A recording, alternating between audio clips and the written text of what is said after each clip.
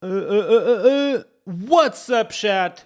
Welcome back to the live stream, and today I'm here with the mighty Dan, the creator of Filament. Dan, thank you so much for coming today, dude. You are absolutely awesome, man. Feels good to have you. Thank you so much for inviting me. Yeah, really excited. And yes, chat, today we have literally a live stream about Filament. Isn't this insane? Filament, the tool that everyone talks about, like literally every live stream I have, everyone talks about Filament, and feels absolutely awesome to today have the opportunity to speak with Dan about Filament 4. And you guys know, Filament is an awesome project in the PHP Laravel ecosystem, and it feels good to be here with Dan today. Before we start on this, I want to say, hey Joel, what's up? How you doing? F Barento, Co, Peak and Flow, Cosmic. Feels good to see you all here. Alexandro, and a lot of people from the Filament Brazil team. What is this, Dan? Oh, I guess Leandro is the leader of Filament Brazil community. Uh huh. He's got his, I think he does like tons of content creation, like for the Brazilian community, and he's doing an amazing job. He's also on the core team, Uh so huh. shout out to Leandro. But yeah, I mean we've got such a huge base of users over there doing really cool stuff, and Leandro is making really good content about the framework. Absolutely, man. Literally, my chat is about Everyone, to yeah. to break because of Filament Brazil. So thank you so much, Filament Brazil, for coming today.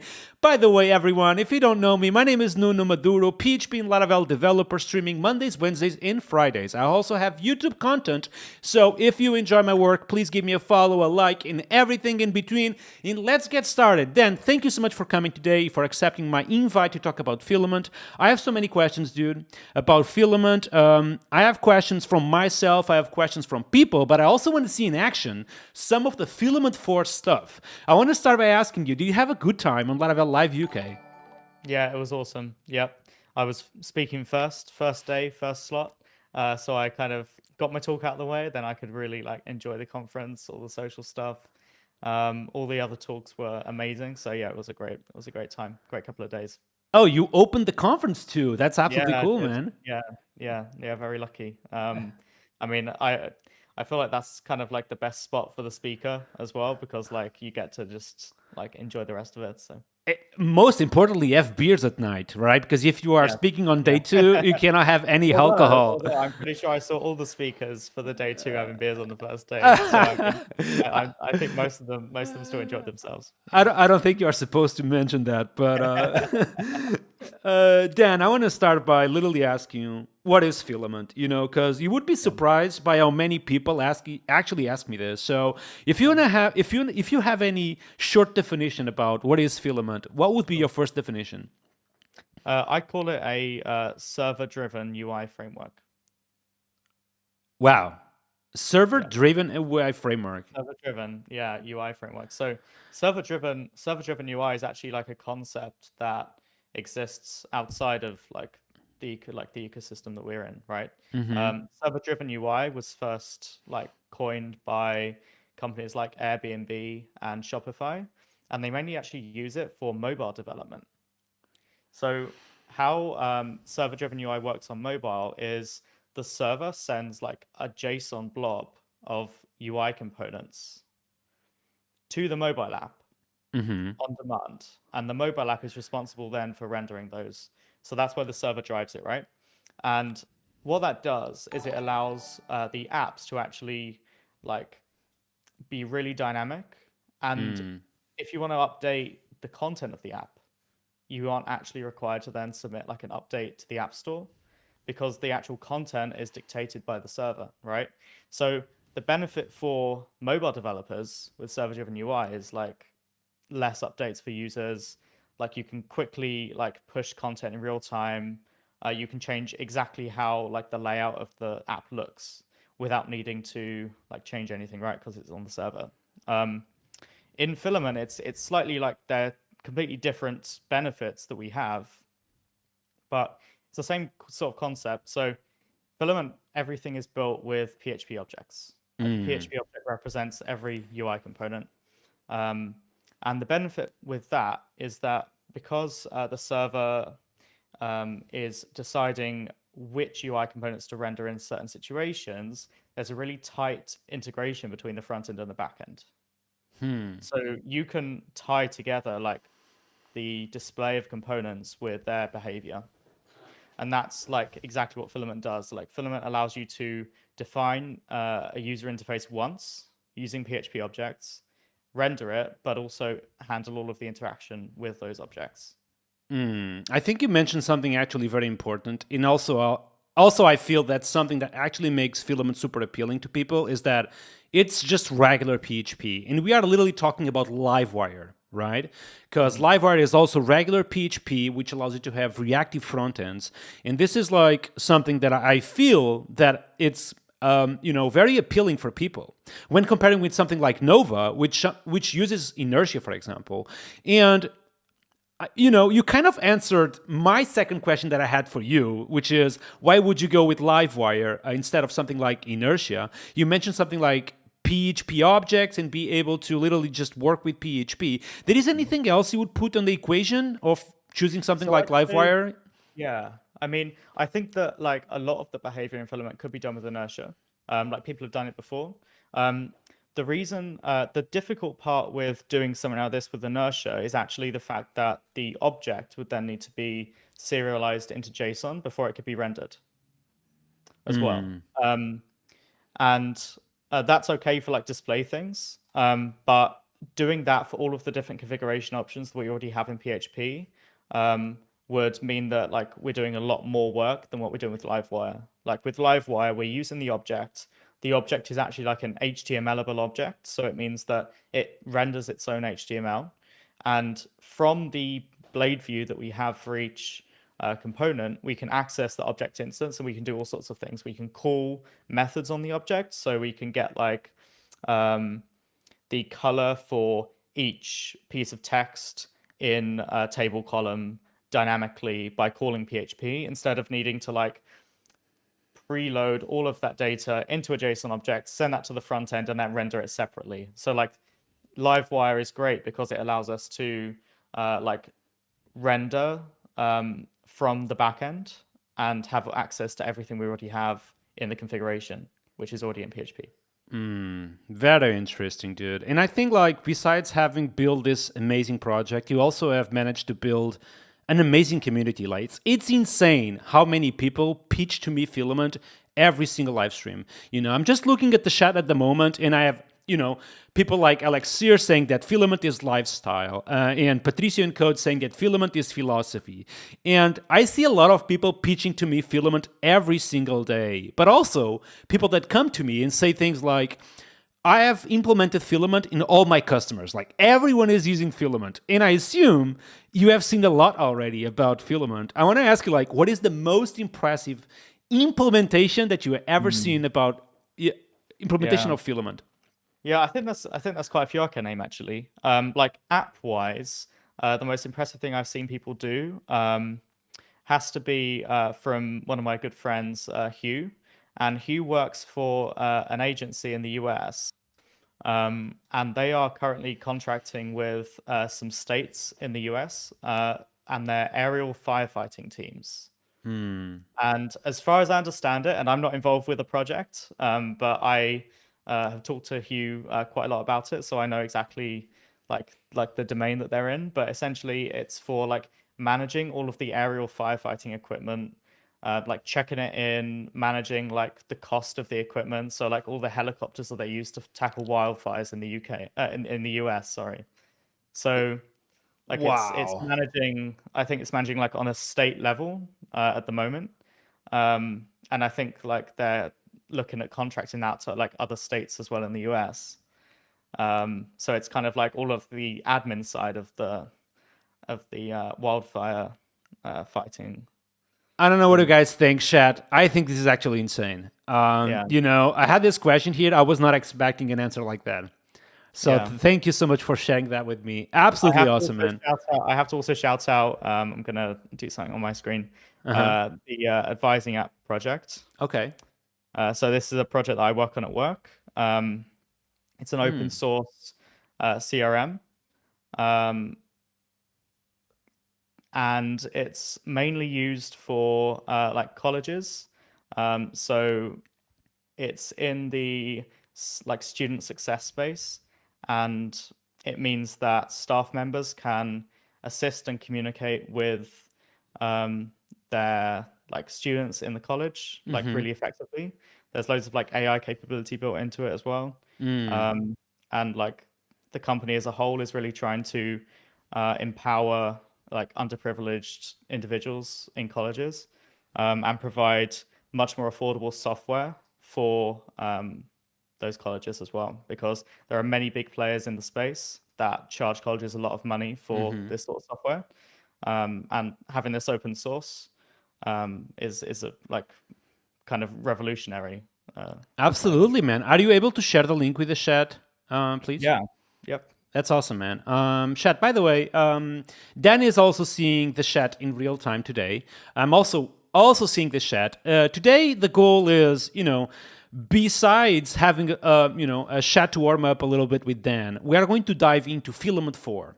So Dan is kind enough to literally explain to me what's new in Filament 4, and we are going to see all of that today during the live stream, okay? Right now, we're kind of warming up before that to allow people to come up to the stream, and I really appreciate that. But if you have questions during the demo of Filament 4, we are going to answer them all of them, okay? So if you have questions, do not hesitate and make them once we actually start doing some live coding here with Dan. And, before we actually jump into some live coding, Dan, I want to just ask you because, we see a lot of Filament applications, we see a lot of Mentability, we see Filament 4 coming, literally. So a lot of work here, So I want to ask you, if this is your full-time job at the moment, and if not, like, how do you manage to find time to work on this stuff? It's just you alone, or do you have literally a team around this? Yeah, big question. So I am an employee of Canyon GPS. I have worked at Canyon GPS since November, and all of the apps that Canyon GPS builds are fully Filament based. As you just saw, like that advising app project is a Filament app.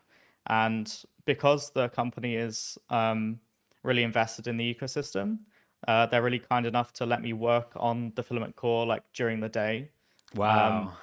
So as well as me like helping the team with building the apps and let me actually use the product that I built, which means that I can kind of like understand all of the pain points that people run through, like the missing features, like what is working, what isn't working. I do also get time in my day to work on the framework, which is really helpful because it means that not all of my free time is then spent maintaining the framework because it is a lot of work.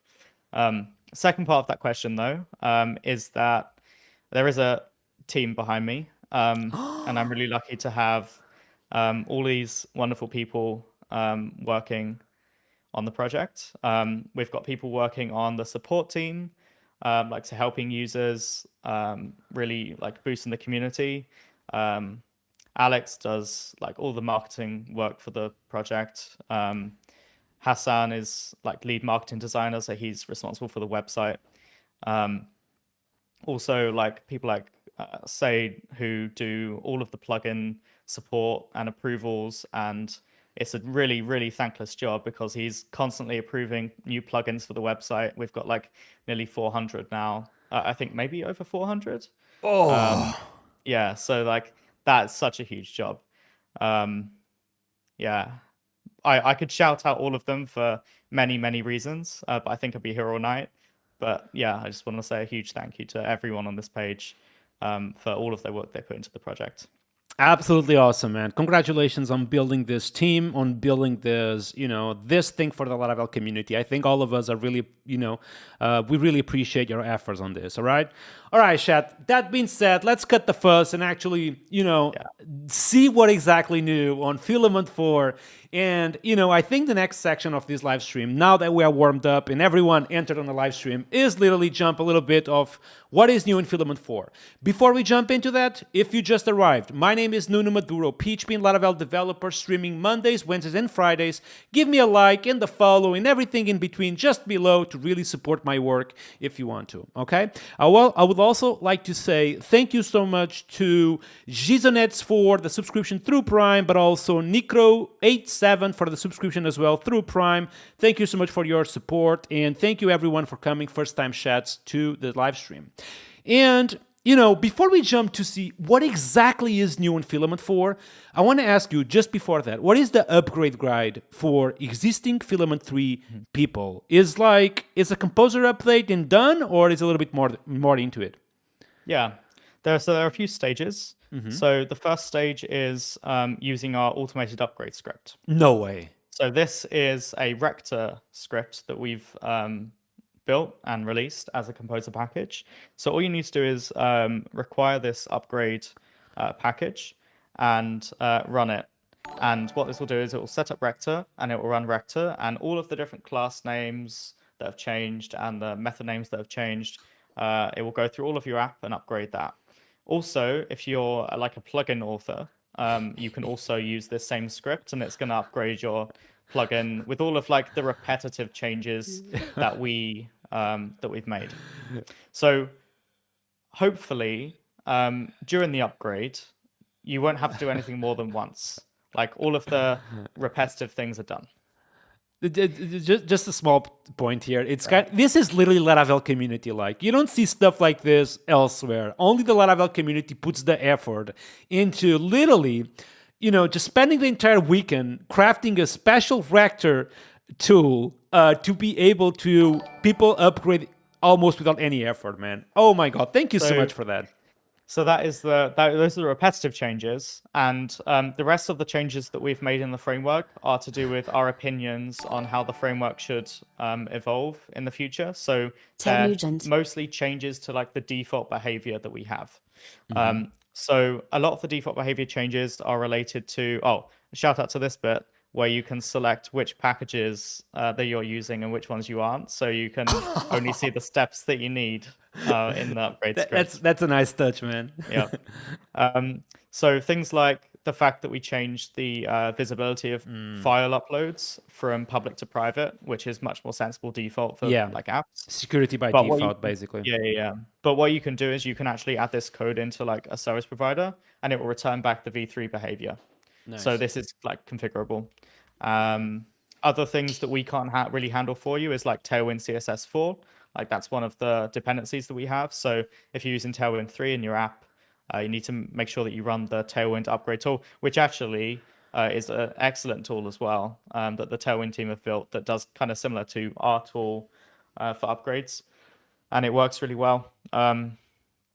Other things maybe we've enabled some features by default, but if you don't want to use that feature by default, you just put that in your service provider. More sensible default behaviors as well. And apart from that, there's just a few of these little default changes essentially. The website is gorgeous, man. Literally the code snippets, all the documentation is well written. Who worked on this stuff? Was that you or the team or basically? I worked on that. So initially the website was built it was designed by Hassan, and the initial implementation of the documentation was built by Adam on our team. Adam has some experience with Astro, and that's what we use to generate the documentation. So it's all statically built. It means that we have really easy syntax highlighting. What happens if you click here? Oh, that's for dark mode. All right, chat. What do you want? You want dark mode or light mode? Write on the chat if you prefer light mode or if you prefer dark mode. I like this one better, man. So Adam built the initial implementation for how we get all of our markdown files from our GitHub repo, because they all live next to the code, into our website, which is a Laravel app. And we basically have an Astro app living inside our main Laravel app. And that's all static HTML essentially. What's great about this is we can use MDX, and that's exactly why we moved to Astro, because MDX allows us to build these sorts of React components, and we can insert them into the markdown files, and it really saves on repetitive code. So these sorts of interactive elements are all MDX elements. I mean, this is just a details tag. But it's pretty cool, man. Honestly, by the way, the chat is massively into dark mode. Are you comfortable with Okay, dark mode, or yeah, that's fine. that's fine? However, my examples are going to be in light mode, so I'm going to get used to it. Absolutely awesome, man. I love Yeah, it. I love to see that you put a little bit of extra effort into make that tool, yeah, to upgrade automatically. So I feel like if I'm using Filament, and let me know if I'm wrong, I feel like if I'm using Filament right now, I have literally the Rector tool to run, I have the Tailwind tool to run, and and any defaults that you don't like, you can reset them back to what they used to be. that's a what, 5 to 10 minutes upgrade? Yeah, I'd say for most apps, it should be done within the hour. Like I don't know how complex people have gone. Like maybe they're going right into the core of the app, like core of the framework and modifying things. So I'm not going to promise it's always going to be a 5 to 10 minute upgrade, but I can say for like the Filament demo app, for example, I can just run the Rector script. I don't touch any of the other things, and it works within 5 minutes. But like obviously, many apps have loads of complex features, so yeah, hopefully like no more than an hour for like 80% of apps, 90% of apps. Absolutely cool, man. Yeah, let's now dive a little bit into Filament 4 to see what is new. Before we jump into that, José Neteus, thank you so much for the subscription on Prime, but also Feliz Beneatos, thank you so much for the subscription. Filament Brazil, appreciate the $10 donation from José Neto, and Ted Nugent, thank you so much for becoming a YouTube Premium member. All right, dude, I want to see what's new. I'm going to tell you, actually, before we jump into that, I want to know if we actually have performance improvements on Filament 4. And I'm going to explain you the reason, okay? Something I noticed is when building something like developerslive.com, which is a website that I had I was using Filament, but I noticed that a few things were, especially when I had a lot of rows, it would become a little bit slow. So, I saw a little bit on the Povilas video that the performance was one of the big things on Filament 4, but I want to hear from you and, potentially if you have time to literally explain me why it's so fast now. Yeah, I'll do that. All right. So let's have a look. I've got a demo of a V3 table, and I promise, chat, this was not this was not a prepared question. I don't think Nuno knew this was one of the demos that I was going to give. I didn't. I was like, wait. Demo. People will think this is scripted. Like Yeah, the guy it's literally not opened a tab with. If anyone was at my conference talk, this is one of the demos I gave for my conference talk. Hilarious, man. All right, go ahead, man. So this is a V3 table. So obviously, like 10 rows is like pretty standard for a table. Yeah. This doesn't take that long to render. So this is like 120 milliseconds. Network time included. Yeah. So let's go to 1,000 records, because that's like really stress testing the system in version 3. I'm going to change to per page all and go to the fetch XHR requests. So this one took 3 seconds to load 1,000 rows in the table. Now, obviously, like this is a lot of rows, and most likely your users are going to want you to implement better search and filtering rather than them having to read through 1,000 rows. And obviously, there's quite a few like table columns here that we're rendering as well. But again, 3 seconds is way too long, in my opinion, for a table like this to render. So if you were to, exactly. So a refresh on that page takes about 10 seconds with 100 rows. Gotcha.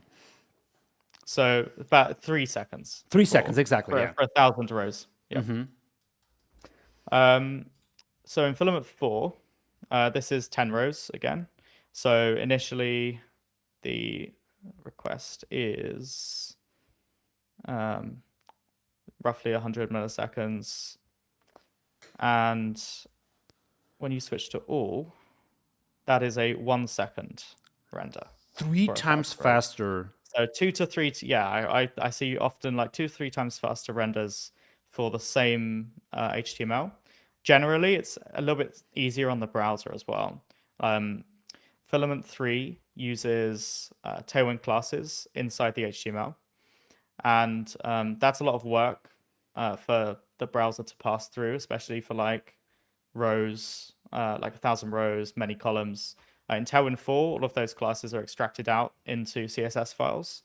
So that means that like we're actually able to optimize performance in that way. The main performance optimization that we've done for tables is regarding blade components. Mm-hmm. So obviously, like when you include a blade component, what it's doing internally is it's actually doing a PHP include of that file, and it's passing through different variables into that.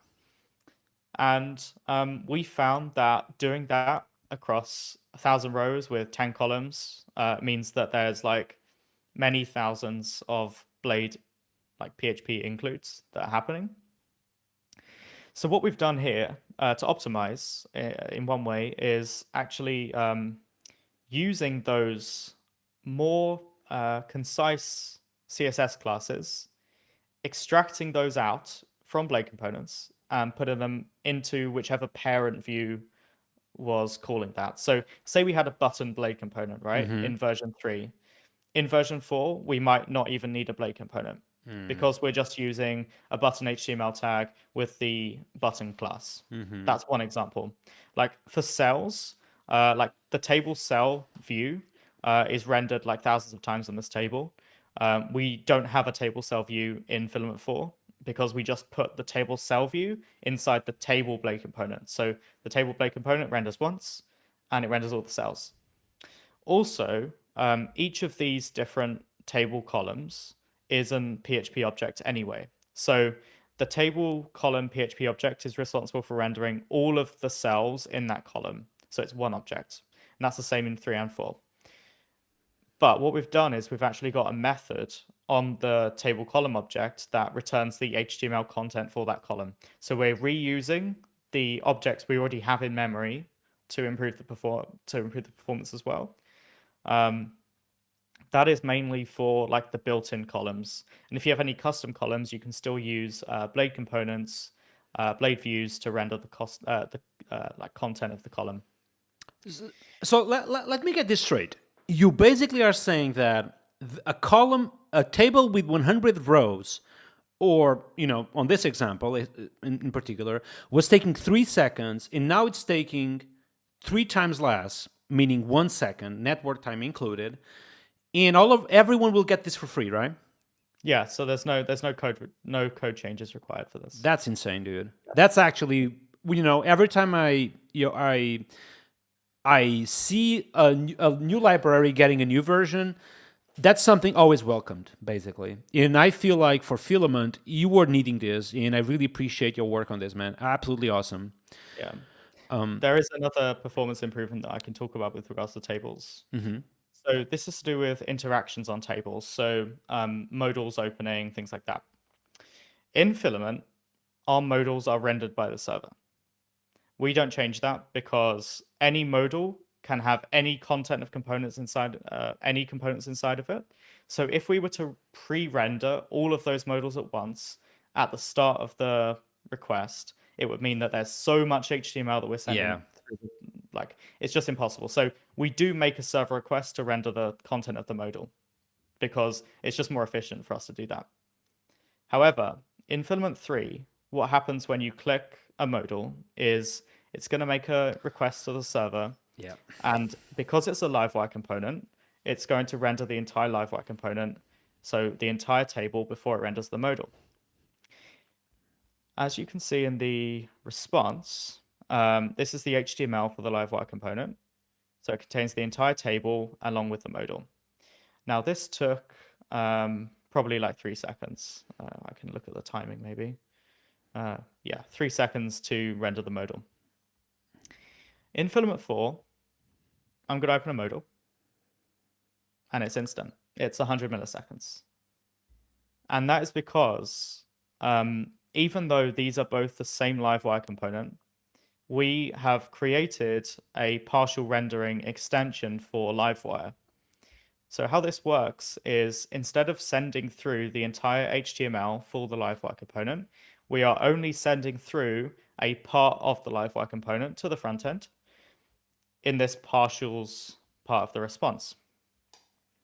So this HTML is only for the modal itself and not for anything else in the table. Doing so means that as well as avoiding rendering the rest of the HTML and sending it through, we can avoid any database queries or anything that are required to render the rest of it. So we don't need to like query all 1,000 rows for the table to render them. We just need to run whatever is required for the modal itself. So this is why that interaction is now like instant, essentially. Also, any requests that happen. Just by the way, I'm speechless. By the way, this is like insane, man. Honestly, that was some serious, life improvement for people. Like because everyone uses modals. Yeah. Yep. Like literally, everyone uses modals, and now they just get them instantly instead of getting them like in 3 seconds. That's some serious life, quality of life improvement that everyone will get for free. Absolutely awesome, man. Yep. So last thing is like any requests that happen while the modal is open. So say there is like a request to do something on the back end and then send a notification about what happened. In Filament 3, this is again going to take like 3 seconds because it requires a render basically. In Filament 4, again, that's like an instant request because we detect that the modal is open. And because the modal is open, we only need to render the modal. We don't care about what's happening in the background.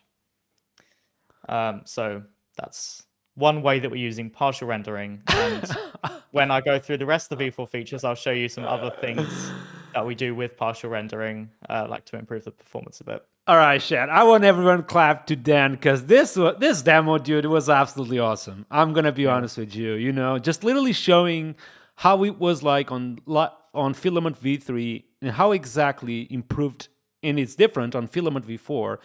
It's super impressive to see how far you took the things, and great demo, dude. Absolutely awesome. Congratulations, man. And everyone in the chat is clapping and saying, oh my God, and Filament is cooking, and this is powerful. And, and we are literally getting started with Filament V4. This is literally the first thing the guy did. Oh my God. Absolutely awesome. What else I want to ask you about Filament V4, especially on performance-wise? So I saw you literally, partials. You talked about, very performance improvements regarding modals too. He talked a bunch about not abusing on blade components, and literally instead of, I assume you were using. I'm smart. I look at this. I see a table. I see a bunch of table cells. I can already imagine that you probably have hundreds maybe. Hundreds of blade components? Yeah, exactly. And you potentially just went from that number to something very small, just basically just checking into it. And I know that blade is good. However, when you abuse blade, especially when you have like, I want to have my table cell component plus my button component plus my image component. You look at this table, you multiply this by the number of rows, bam, it just fires up to have a bunch, Someone made a question on the chat if this demo was made using Laravel 12. Yes. Yep. Laravel 12. Interesting. Do you actually require different versions from Laravel or PHP versions on the new Filament 4 version? I think we dropped Laravel 10 because it's out of security release. I think. Nobody's using Laravel 10 anymore. Yeah. So Basically, we support all of the Laravel framework versions that are under security release. Same with PHP versions. Okay. Well, it makes sense, to be honest. If I was you, I would probably just go straight to Laravel 12, for example. Past 4 probably won't support like Laravel 11 even. I want to go straight to the latest because then I will have to support that for an entire year. And in my point of view, people can still use past 3 no problem on the latest versions, People are saying that we are lucky to have you in the community, but also are saying that it's kind of insane that this is not your full-time job. So, chat, this was literally performance improvements on Filament V4. Do you have anything else you would like to talk about regarding performance improvements on Filament V4? Or it would be great if we could look at some. I think that I can show you that now. So here are some more demos that I showed during my conference talk. These are demonstrations regarding interactions between components. So two components can interact in a form in Filament, and this is how that looks. So you might have a toggle and a text input, and when you click the toggle, it shows the text input. So what's happening here is the toggle is live, and that means that the Livewire request happens when you click the toggle, when it changes state. And you can get the state of another field inside this function here. This function decides whether or not the input should be visible or not. Very interesting. So what happens is, this is Filament, like the same in Filament 3. You're making a request to Livewire, and you're rendering the Livewire component HTML. The Livewire component is the entire demo, so we're rendering everything. In Filament 4, you can do this.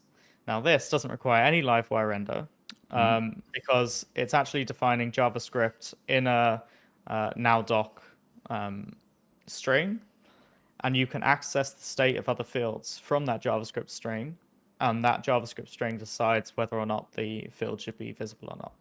So when you toggle stuff, there is no HTTP, no HTTP calls. Very interesting. It can contain any complex checks, greater than, less than, anything. This is basically just getting output into the HTML. Let's see where it is. While you search, it's kind of funny that you are also proposing here a solution that Caleb used to tell me that a lot, which is you don't have to use PHP and Livewire for everything. Sometimes you can literally just use regular JavaScript, which is exactly what you are proposing here. Yeah, so it's here in the JavaScript. It's just like an Xbind class to the hidden class. But essentially, you might need to do something on the back end to decide whether or not something should be visible. Like maybe you want to do a database query to check to see if a value is in the database or not before deciding whether something's visible. You still need to use PHP for that. That's not a question, right? But this sort of easy thing where you've got these sorts of little interactions within a form, it's all good now. You can just do that in JavaScript.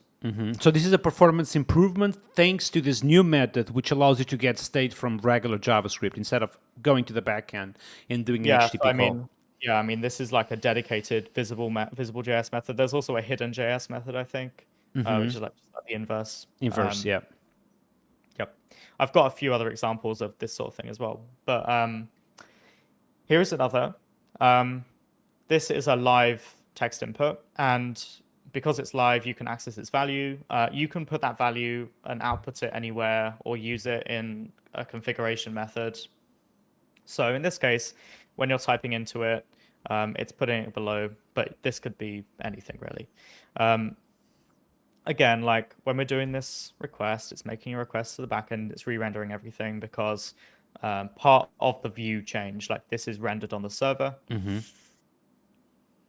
In Filament 4, we can use the same partial rendering framework and extension that we created for tables in the forms. So you can say partially render this after the state is updated. So after the input is changed, partially render.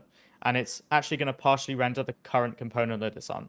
So I can say test, and instead of it rendering the entire HTML, it's just going to render the current field in the network response. So it means that there's less HTML being sent, less queries being run if you need queries to render the rest of it. And it's a much faster replacement as well. The morph part of the request is much faster as well. So that's one way you can improve that with partial rendering. It's the same if you have another field that grabs its value. So in this case, we could say test, and it's going to put it below the second field. Now, in this case, we're actually using this method, partially render method, and we're passing in the name of another field that we want to render. So we're rendering the second field based on the first one. So it's less HTML again. And finally, you can also use JavaScript to control the value of a piece of text. So this might be useful in some cases. It's usually not going to be just outputting the text you already have on the screen. It's usually going to be like deciding whether or not to render a warning message or something like that.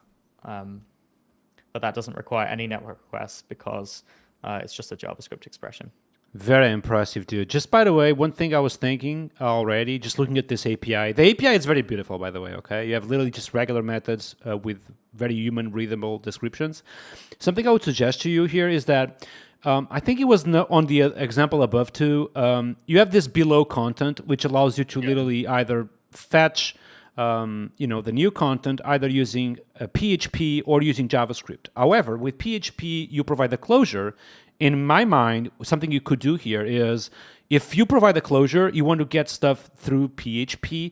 If you provide regular text, maybe just evaluate to regular JavaScript. You know what I mean? And then you have the same method doing both things. And the user can either provide... Yeah, I mean, if you pass in regular text to this method, it's just going to render it. It's not going to use JavaScript because you might want to pass in like an instruction on how to use the text input, for example. Oh, so you might okay. want to say like, I don't know, a full name input might be like, this is your name, first name, middle name, and last name, for example. So that's just like static content. We don't do anything with that. We don't need to render it dynamically. You don't need to make this input live. Like you're not depending on the value of it. So it just gets rendered out. But yeah, you can just pass in, if you swapped out for a JS content object, like that means that it's using JavaScript now to determine that. We can't detect, it would be great if we could detect that someone was using like a JS string, but obviously that's just like a normal string in PHP, so we can't really... Yeah. Very impressive, man, honestly. It feels good. I assume the example 7, 8, and 9 is kind of similar to like this, where you can just basically... Slightly different, but okay, yeah. go ahead. So got like a slug example, which is used like a lot in CMSs. So like you could use... Not only on CMSs, dude. Like literally on Laravel Cloud, I had to do slugs all over the place. Like, this is one where it, like when you blur the input, it generates the slug. In this case, we're actually setting the slug using this set method, and we're getting the current state. Again, this is making a network request and rendering the whole Livewire component. Now, in Livewire, there are certain things that do require a render and certain things that don't.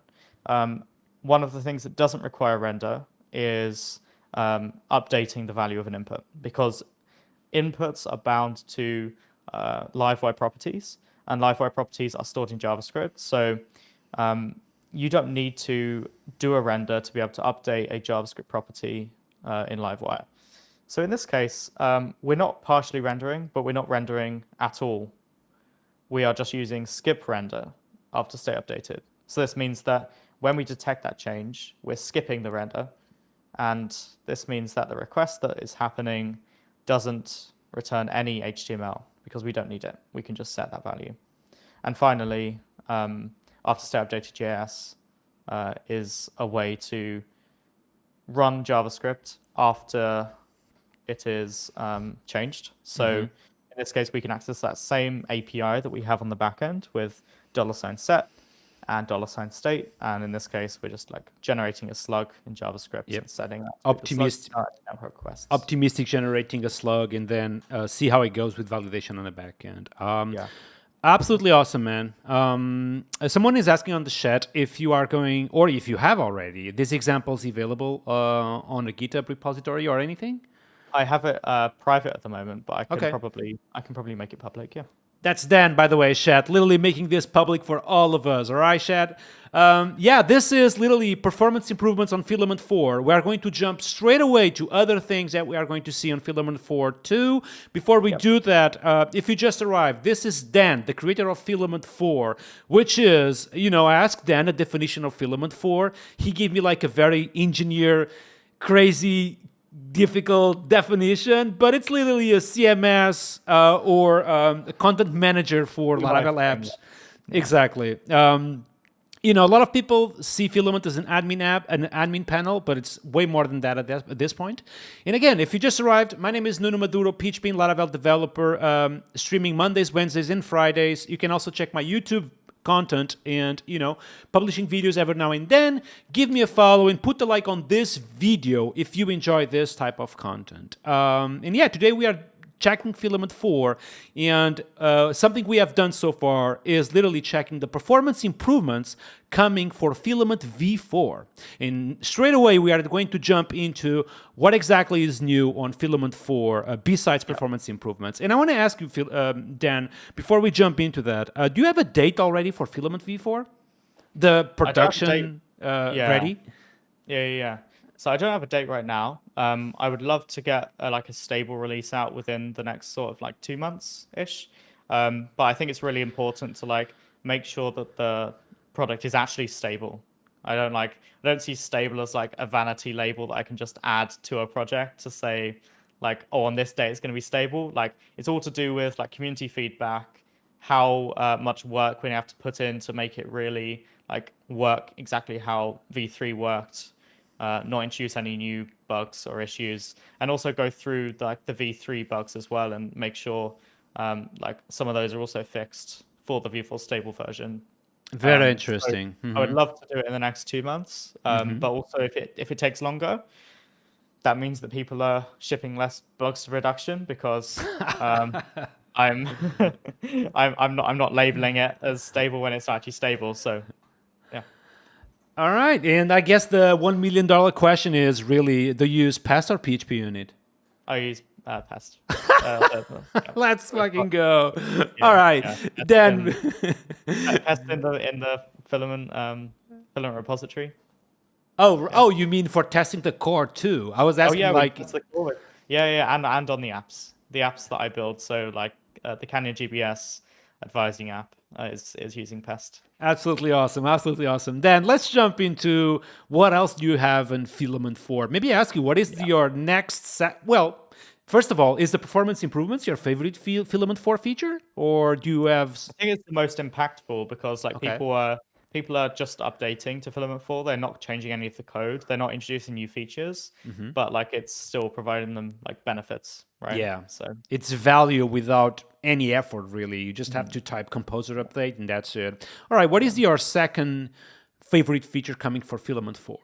Yeah. So I've got a bunch of different components that we've added and different ways that you can render these. So this is a code editor. It's using code mirror. It's got like auto completion, syntax highlighting, dark mode, and this is like one of the components that you can just insert into any form and syncs to Livewire. Yeah, without interrupting you, well, I'm interrupting you, but you know what I mean. This is literally a Filament 4 component, meaning that it's a PHP object. Can you show me? Yeah, for sure. Here we go. So you just render code editor, make code.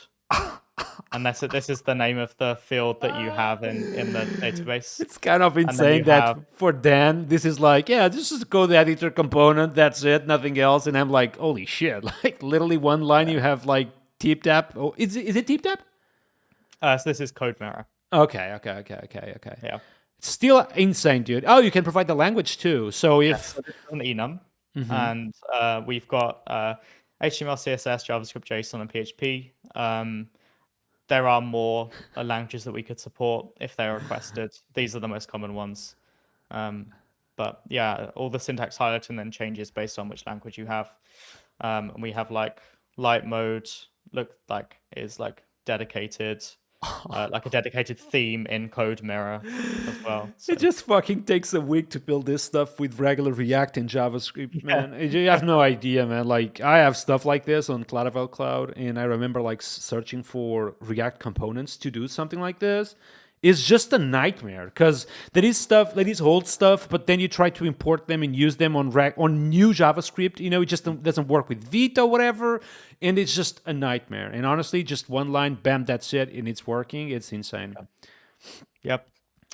So yeah, not much more to say about that. It's kind of like done. I mean, Code Mirror handles all of the heavy lifting for us, so it's a great project. This is a info list entry. So this is a read-only version of that. And this is using the Fiki package on the back end to server render code snippet using syntax highlighting as well. So this is just very simple. Like you can't edit it, but you just insert like that. You can also make it like copyable as well. So like you can click to copy the code. This is great for like JSON as well. Really like formatting JSON, making it scrollable as well. This is sometimes like all people need is just to be able to make it scrollable so it doesn't like completely destroy their layout with like huge strings and stuff. So I assume that read-only thing, it's just a method on the code editor text element, right? So you can do that. You could just call disabled on the code editor, and it would still have all the line. It would still have all the line numbers. It would still have like all the selection stuff. But this is actually a separate component. So we have two concepts in Filament. We have form fields, which are inputs, and then we have info lists, which are description lists. Do you like the description list HTML element for displaying like read-only information like this? Right. Okay. Non-editable information. So all of them are like label of a field name and then like the value of the field underneath. So we've got like text, icons, images, colors, And code. and then code. So code is specifically like a read-only feature that you can add without any editor. There's no JavaScript involved. Like the JavaScript is involved for the code editor, but not this one. And it's the same sort of idea. Instead of passing a language, we pass a grammar. So the Figgy package contains loads of grammars, and so you can choose any of them, and it uses like the VS Code highlighting engine internally. That's a Ryan Chandler project that you can have a look at. Oh, really? The Ryan from the Laravel team. That's awesome. Yeah. And I love enums, man. I see that you are using enums a little bit here in the other form too. Probably was one of the most welcomed features we have in PHP, and I love it. Yeah, it's the most like used in my opinion, like across all of the new features in like PHP 8 even. Like since PHP 8, I think enums are like the most impactful. We also moved over to using enums for things like icons as well. Wait, it is something new in Filament 4 too? Yeah. Okay. Yeah, I wasn't going to mention it, but yeah, like all of the icons you can use as a string, and that would load them as like a Blade UI kit icon. Yeah. But you can also set up like an enum like this. So got a heroic enum with all of the different cases. What's cool about this as well is Filament uses icons in many different places in the UI, and a lot of the time they're different sizes. So they might be like 20 pixels in one place, 24 pixels in another place, 16 pixels in another. And what the enum does, because like enums can have methods and things, we dynamically choose the variant of the heroicon based on the size that we render it. So like, say if you did like heroicon pencil in one place, it might render as the mini version, and in another place it might render as the micro version. And that's like deciding the different SVG based on like the actual size of the icon. So it means that it's more optimized for the UI. Just by the way, I just noticed, chat, that we have about 400 concurrent viewers across all platforms. So I want everyone clapping for Dan, for Filament, and for the Laravel ecosystem, because we are literally smashing in numbers in talking about PHP. And this is like something that really makes me proud, honestly, you know, talking about enums, talking about, you know, PHP. Isn't that like fantastically great? Honestly, just clap everyone, because it's absolutely awesome. Thank you so much for supporting Dan's work, but also my work here. And if you enjoy this type of content, if you want to see more PHP and more creators like Dan, give me a follow on YouTube just below and put a like on this YouTube video to improve so other people can also see. Dan, also, I think that your option of going to enums is absolutely great. Improves discoverability, which is something I really enjoy when working with PHP. I assume people can just literally import the icon enum and then they just put the letter O, and they will get literally all of the icons that you provide to people. Completed, yeah. Yep, it's great. And that's one of the biggest things, yeah. Yeah, people can also ship their own icon enums. So we don't require people to use the heroic enum. We just allow any backed enum. So people already have like plugins to add different icons to Filament and override the existing ones. So those plugins can now expose their own enum object, and then people can use those enums like with all the autocomplete functionality without needing to use a string. Strings still work. Enums for the win. Chat, write on the chat below. Which are your favorite feature on PHP in the last 5 years? Is enums? Is something else? Let me know. In my opinion, enums are definitely in the top 3. So, you talked about text editors, and, what else you have on the number 3 section? So number 3 is slider. So basic component, but many, many configuration options, really.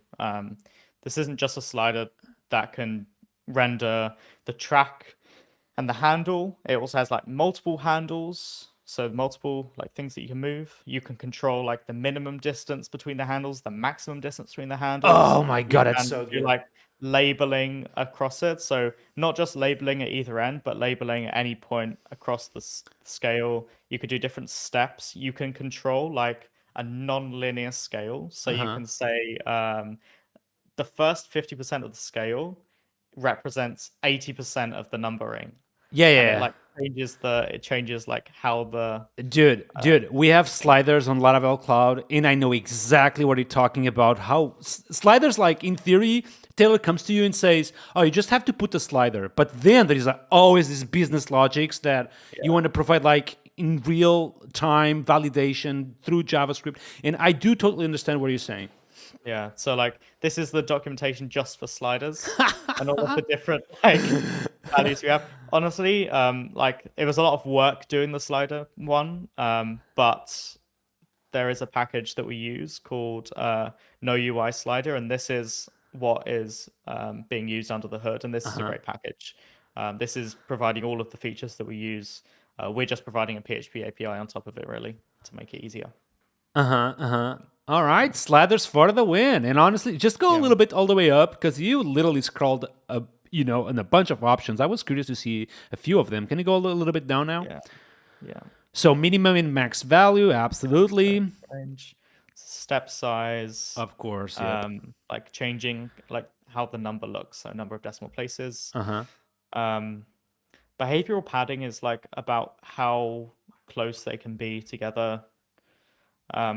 Right to left support. We do automatically do right to left support based on the locale of the Filament app, but this is like to force it. So multiple values, so multiple handles on the slider as well. Default values, So doing it vertically as well, and all of the different options allow vertical sliders as well. This is about instead of the 0 being on the bottom, the 0 is on the top. Tooltips. So you can have like multiple handles, and each one has a different tooltip to show you where on the slider it is currently, like that. Formatting the tooltips, and you can use like JavaScript to format. Yeah, which probably what I was about to ask, like, because sometimes I want to do some real-time tooltipping, for example, and I don't want to go to the back end every time the guy is like literally sliding through the thing. That's awesome. Yeah, all in JavaScript. You can like control tooltips based on which handle it is. So the first handle has a tooltip, the second one doesn't, whatever. Like coloring the track, coloring part of the track, vertical tracks for that. Also like adding pips. So these are pips to the scale. And for multiple handles vertically, density of the pips. Allowing them to be different from the steps, formatting for the labels, and using JavaScript to format that, adding them in between, and adding ones that aren't necessarily labeled to the scope. Like there are so many options. Just going through it is a bit ridiculous. But... Yeah. I mean, I like to see, honestly, I like to see that this is highly customizable, which is something that, when you provide sliders, you either want to do them with a high level of customization, or just don't do it at all, because then will be a bunch of people complaining that they want to do their own custom logic, and it's just a nightmare. That's awesome. Sliders for the win. Sliders for the win. So that was literally just topic number 3. Insane. Yep. So go back to demo, table repeater. So repeaters in Filament have existed since version 2. They've historically taken up quite a lot of space, so this is just an option for allowing them to take up less space by putting them into a table, but they still allow like deleting, adding, reordering. It just takes up less space. What is a Also, repeater, dude? so a repeater is a set of fields that you can like repeat into a form like multiple times. So you can use it to like say you did like invites, right? For an app. You could use a repeater. So let's open the repeater. And that's it looks like this by default, right? Oh, So you gotcha. can define any set of fields inside the repeater, and then you can have like multiple like elements basically.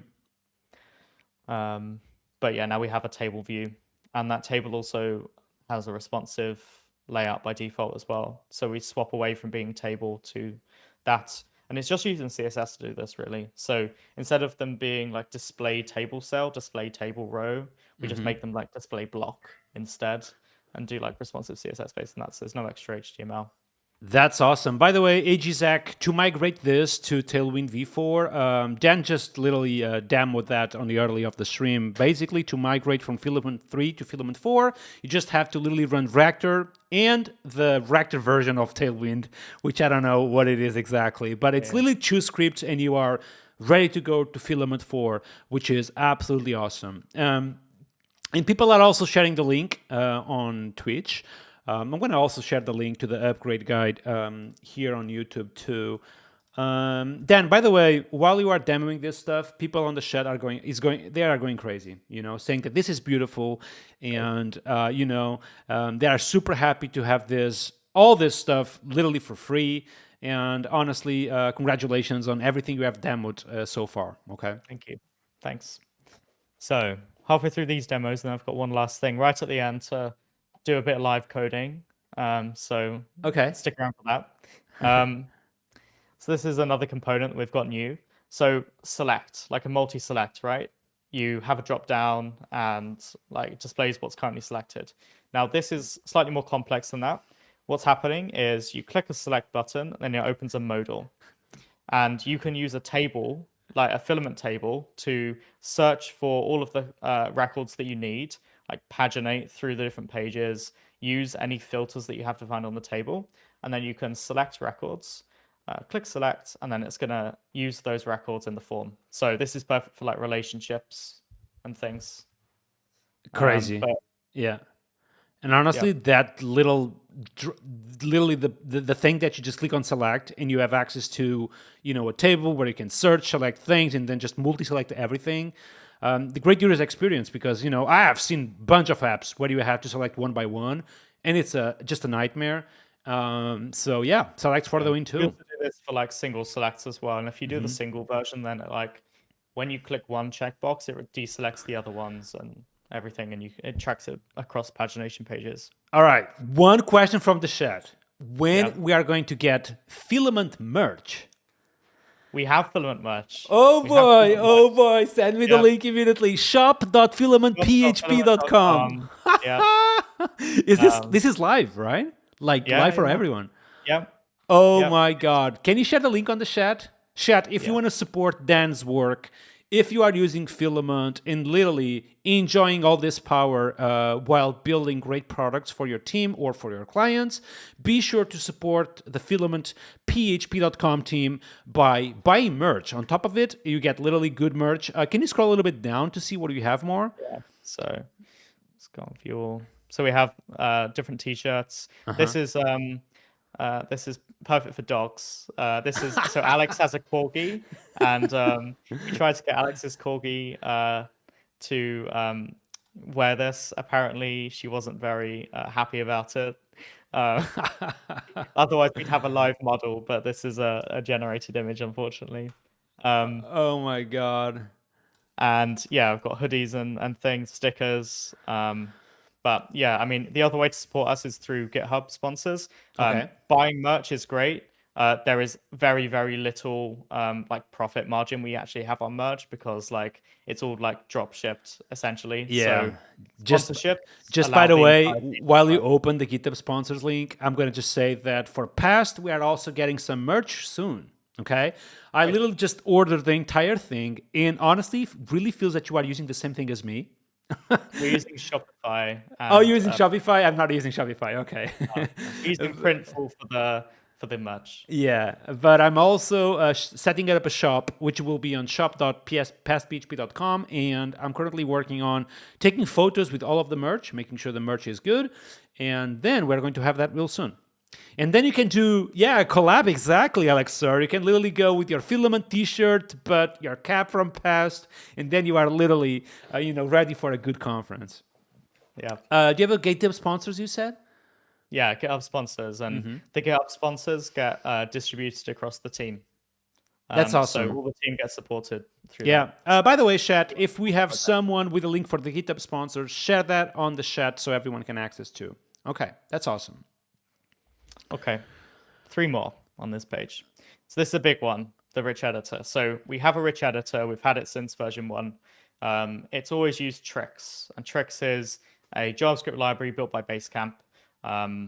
It basically is a pre-built rich editor. It's pre-styled. All of the functionality is already built in. Now, what we did is we built a new TipTap. Let's go. TipTap for the win. And we got TipTap here. Oh my God. Best decision we could have made. Yes. TipTap is incredible. It is. Built again, like TipTap is built on Prose Mirror, and Prose Mirror is built on Code Mirror, and Code Mirror is using this is Code Mirror. So like TipTap is built on the same tooling as the code editor that we use. Fun fact. But Okay. basically, it's a headless toolkit for building rich editors like this one. We've been able to implement a lot of new features because it's so dynamic and allows so much like flexibility and extendability. So first thing I want to mention is images. Now, images in the old rich editor are public. It basically, what it does is when you drag an image into the rich editor or upload it, it will send it to the backend, store it on the disk, and then it will return back a public URL for that image. And that's okay because it's really easy, and it means that you can just copy that URL and use it anywhere, and it's permanent. It's kind of what GitHub does. GitHub does exactly the same. It just immediately uploads it. But what happens if maybe you're not actually just rendering like blog content, for example, like maybe you're doing like internal content that cannot be on a public disk.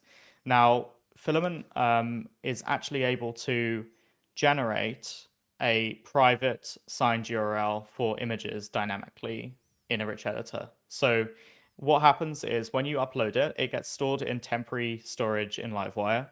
When you submit the rich editor, then it will put it on the private disk and it will return temporary URLs.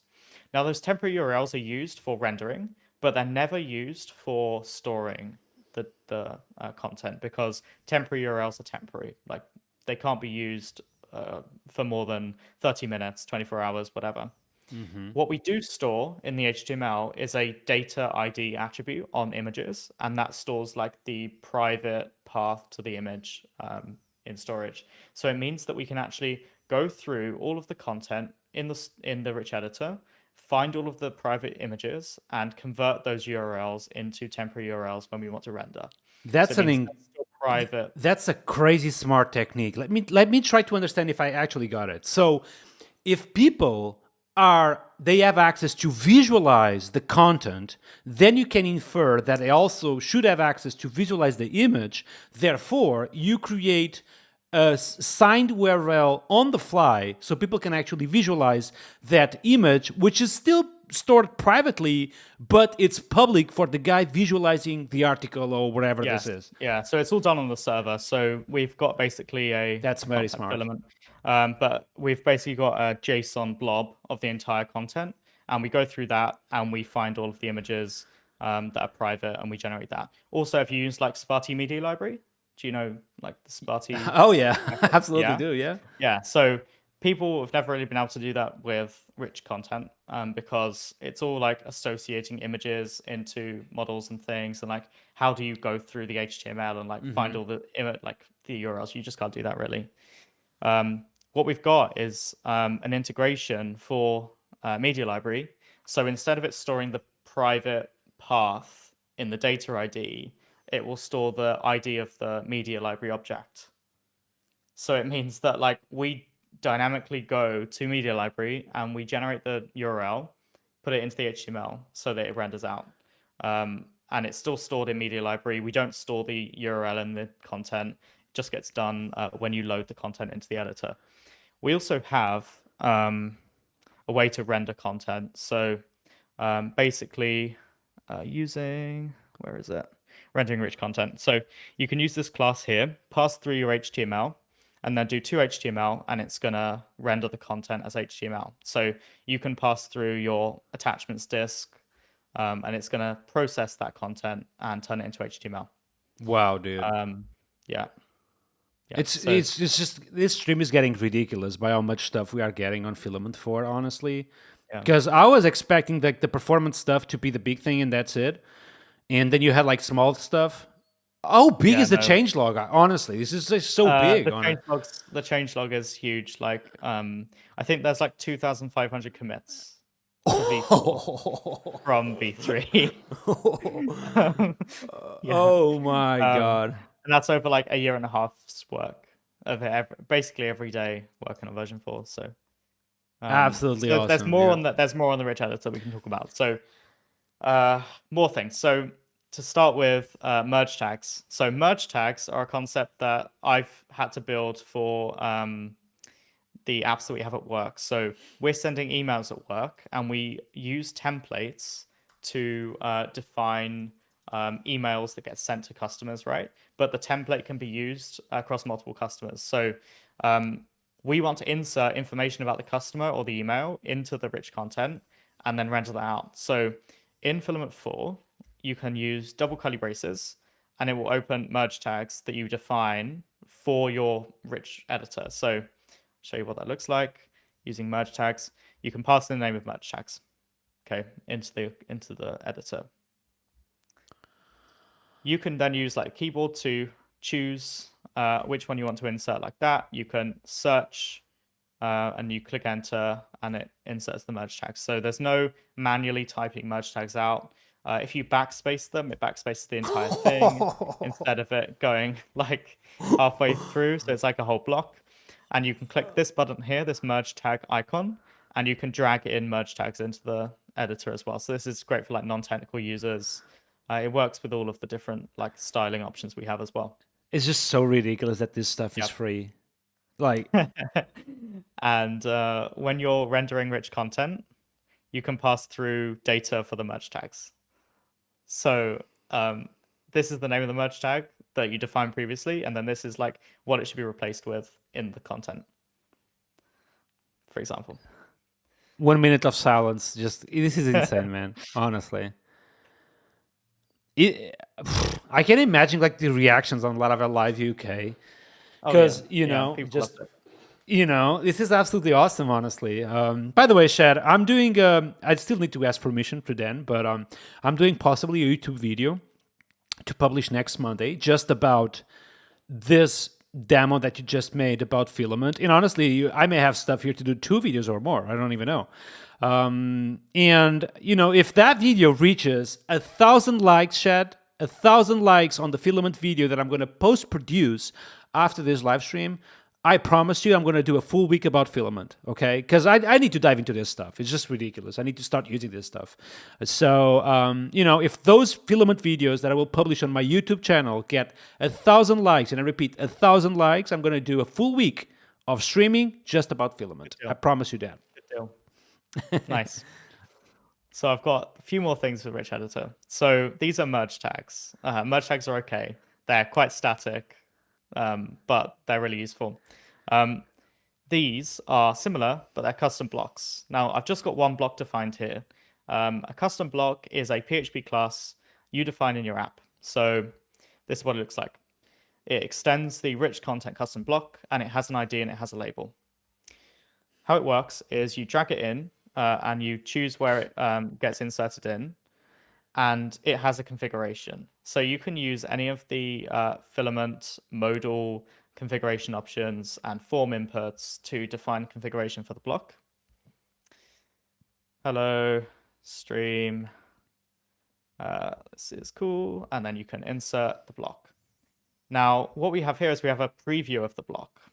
Now, the preview is a blade view that gets rendered on the server. You pass through the config, and it essentially sends it to TipTap, and it renders it out. So this isn't stored in the content of the rich editor. This is purely just for like the editing experience. What does get stored is a JSON string of the config for that block.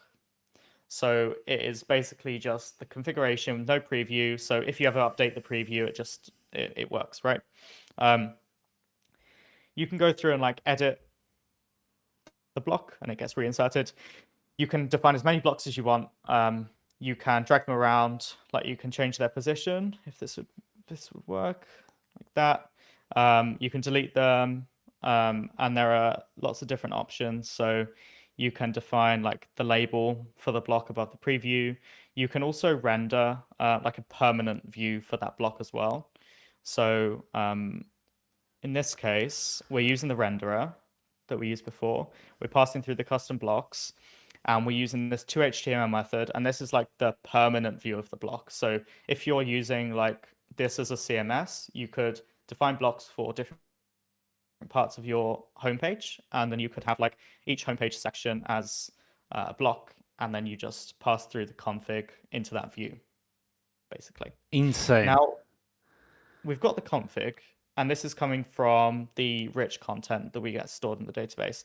We also have data. Now, data is like on-demand stuff that you can inject into that stuff. That's such a bad word. On-demand parameters that you can pass into the view through the rich content renderer. So if you pass through like the block name and then just an array of data that you can then access Gotcha. in the view. So it means that like if you need to like dynamically generate a URL on demand, you can do that. It doesn't get stored in the HTML. One usage I see about this, I don't know if it was already possible on Filament 3, I assume not, is that I can literally design all my static pages, but not only design them, I can also customize them on production by going to the admin panel and just customize a little bit the blocks, the configuration, change the contact email, for example, change a few names, add someone else to the team. I can do all of that on the admin panel directly. Crazy. This is also new. Blocks, everything. All this stuff is new. Yeah, because we couldn't do this without TipTap. TipTap is incredible, and it's so extensible that all of these are essentially like custom extensions for TipTap. Chad, I'm doing 3 YouTube videos about this stuff because honestly, no way I'm doing one YouTube video with all these goodies. I'm like literally squeezing this to the nail of 3 YouTube videos to my channel because one about performance, another one about sliders, another one about blocks and TipTap. Oh my lord, man. Okay, so I've got one last. I've got 2 things. First thing is attributes. Now, if you have all this config, like you can define the config on the renderer, you can define it on the editor, and it's kind of like a duplicate entry really, because like you're doing it in 2 places at once. Maybe you have like multiple editors for the same attribute across the app, right? Or you're rendering the content multiple times. You can define attributes on the model that define like the configuration for that attribute in the rich editor. So all of this configuration is going to be used whenever you render the rich content for the attribute, or when you use an editor for the attribute. So it's one place to define configuration for every way you're using it. And you can pass through like merge tags. Like say you have merge tag for attribute on the current model, you can do that. And you can just pass it through from this. And this is the current model that's rendering. So when you want to render an attribute on a model, you can just pass this method, render rich content, on the model, and it will just generate the HTML for it. No, just a really easy way to do that. And if you use the built-in text column and text entry in Filament, it does that for you if we detect it. Automatically, nice. Yeah. And finally, you can define extensions for the rich editor. So this isn't just like what we're building internally into Filament. You can create plugins for the rich editor that expose certain PHP extensions to the PHP side of things, JavaScript extensions that get loaded asynchronously into the editor. So this is like when the editor's loaded, it gets a separate request gets made to the JavaScript file to load it in. There's no like bundle or anything. Especially because those JavaScript, especially when attached to TipTap, they are huge. Like we're talking about half of a megabyte just on JavaScript. So it's kind of cool that you have this section here and then only download them effectively when people are visualizing those rich content. Yeah. And you can define additional tools and things to add to the toolbar as well. That's sick. And like action modals and things that you want to expose, and you just like render those. You register those on the. Can you show me? Can you go all the way up so I can see how you define a button? You were just there, I think. Yeah, this one. Yep. So Nice. tool object with a JS handler. So this is just being able to interact with the TipTap.js Directly. Yep. and then just pass an icon. Which can also be my own icon if I want to. Yes. Yeah. Yep. Very cool stuff, man. Yeah. Okay, that's it for Rich Editor. Let's stop a little bit. Chat, let's a round of applause just for the TipTap Rich Editor we are going to have here on Filament 4. I see a lot of, honestly, I see a lot of possibilities in chat. I'm going to give you an idea already. I think one of you at home should literally create a starter kit that will use the Rich Editor to define static pages. You know what I mean? The starter kit will be basically about allowing people to create pages and serve those pages statically, and you are going to create those pages directly from this Rich Editor, which is super powerful. Honestly, the blocks, everything you showed here tells me that this is highly customizable, which is also one of the challenging things when you are using TipTap directly. Rich editors are always a nightmare.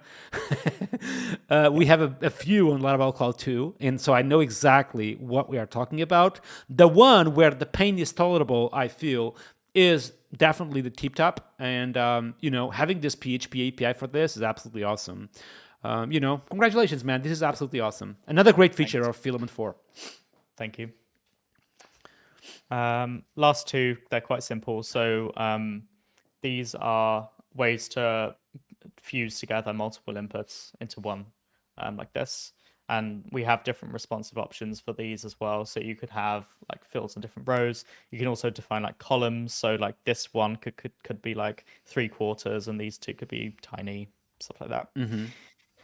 And finally, we have improved the experience for using forms and info lists inside Filament. So in V3, forms were different types of components to info lists, and info lists are like the read-only ones that we saw earlier. And each of those had their own layout components. So they had their own section and tabs and wizards and everything.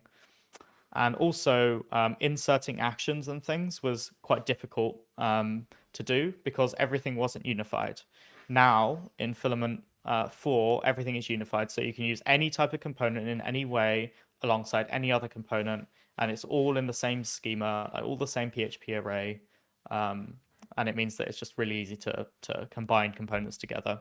You can also like add components above others like this. There's like all like infinite possibilities essentially on all the different ways you can combine components together. Way more ways to customize literally sections. Yeah. And it's much cleaner as well, because like before we had 2 different classes to handle layout components in the different packages, and now it's just one. And also we had loads of different action classes as well for the different types of buttons that you could add in different places. But now we have just one action class that you can import, and it's much easier to find that and manage the imports for files as well. So those are the new components. Equally dope. Equally dope. Yep. Yeah. Yep. Yep. Absolutely awesome, man. Honestly, people on the chat are going literally crazy, and some people are literally speechless too, which is kind of fun. Um, what else we have here? I have one question from Mixivien, which is so the V3 builder field gets Yeah. replaced with new blocks in the Reach editor approach. You don't need to. So the builder still exists, and the builder is okay if you don't need to like insert content between blocks and things like that. Obviously, the rich editor is primarily for managing content. The builder field is like any structured content that you can insert. So it doesn't get replaced, but you can definitely use the custom blocks if you want to. It's much faster than the builder field as well, because the builder field is all server rendered at once, whereas the custom blocks are all managed in JavaScript. There's no need to like render the entire HTML for it, so it's faster to do that. And also, it's a better UX. Like you can drag them around easier. You can insert them like drag in blocks from the right as well. That doesn't get supported in the builder. And yeah, I mean, there's loads of options. But By the way, chat, write on the chat which is your favorite feature so far on Filament V4. I'm not sure yet if we are over with the list of features, but you know, so far, before coming to the stream, my first reaction was okay, performance improvement, and that's it. Now I don't even know anymore, honestly, because the Reach editor feels really good to me, and it just opens a new whole possibilities of using Filament 4. And that's why when I ask you like early this stream, like what is Filament, I feel like you have literally problems answering that, because Filament is so much stuff at this point. It's literally a framework, honestly. You can, it's a framework, a little bit more high level than Laravel at the moment, but it's already a framework. Like I wouldn't be surprised if people in the future come with things like I am a PHP and Filament developer. Because you can, you know what I mean? You probably have seen that already, no? On LinkedIn? Seen that. Yeah.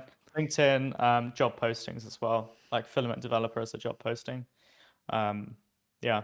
And with regards to like all the stuff we're showing, this is, and I'm not exaggerating it, this is about 30% of the new features. No way. Like, are you serious right now? Yeah, I think so. Yeah. There's a lot of new things. We can go through and discuss the coolest ones. I mean, I have time, dude. Like I've got a live coding demo to do, and then nice. Let me see, just to give you a little bit of a space to breathe too. I want to see a little bit what people are saying about their favorite feature so far. We have people saying table builder with static data. So we have not seen this yet. That's what I'm going to show. Okay, we have not seen this yet. Table builder with static data. So I assume table builder with static data is about displaying a table without the need of an eloquent database or similar, right? What else we have more? We have literally, a lot of questions. I don't want to overwhelm you, but we have questions about multi-tenancy features for Filament, collaboration potential with native PHP, people saying that they are super happy with static tables too, in nested resources, which is also something we haven't seen yet, which, it's kind of crazy that you are literally 30% along the way. We have people that talk about two-factor authentication. Is that something that was not a thing on Filament 3? So two-factor was provided by a plugin mainly called Breezy, which is third-party maintained, and I've built my own version of multi-factor authentication into Filament. Native way for Filament to provide that by default. Got you. I'm super excited and curious to see the static data one, and I want to see that, dude. I want to see the API you choose for that and how it looks like. Yep. So, static data. I have when I've gone out in the community and I've like described this feature to people, I've always called it static data. I realize now that was a mistake because it's not really static. It's like dynamic data, but it's not. It's like basically custom data, right? Like the table is still usable in exactly the same words with Eloquent. So nothing is really static about it. The table data can be controlled by the search and the filters and the sorting and the pagination. It's all still dynamic in that way. So I like to call it custom data now, and that's why I renamed it to in the docs as well. My demos actually still call it static data, but that's only like a recent thing that I've changed that. So Anyway. I assume you don't want to call it static data because technically the user may define a callback that makes it dynamic, just not based on the database, I assume. And that's what we're going to do. Yeah, exactly. So Okay. tables and Eloquent, haven't really looked at this stream yet. Basically, you pass in your Eloquent query and you pass in your columns, and each column maps to an attribute on the Eloquent model, like that. And you can pass in filters and actions and things. And this is a really tight integration between PHP, like Filament and Eloquent as well. Yeah, this is the kind of stuff I have done with one of the Yeah. websites I have done with Filament, call it developers-live.com. Yeah. So like sortable, searchable, Yep. things like that. Here's how to do custom data in a table. So instead of the query, you pass through records function. Now, the function is run by Filament to determine the records in the table, so the rows in the table. So I'm going to make a request to the dummy JSON API, which is an API that returns products, and all of the different fields that we have available in here are available in the dummy JSON API. So I'm going to use the HTTP facade in Laravel. I'm going to get the dummy JSON products like that, and I'm going to dump out what we get. So we've got an array of products. Each product is its own object, but we're going to use it as an array. And we've also got the total number of products as well. So it's kind of got like pagination built into the API, which is really useful for us. So the easiest way to get this data into the table is to use the JSON helper and to pass through the name of the key, so products, because the key is products, and we want to return that from the function as well. Now, since we're not using a model anymore, we're using arrays.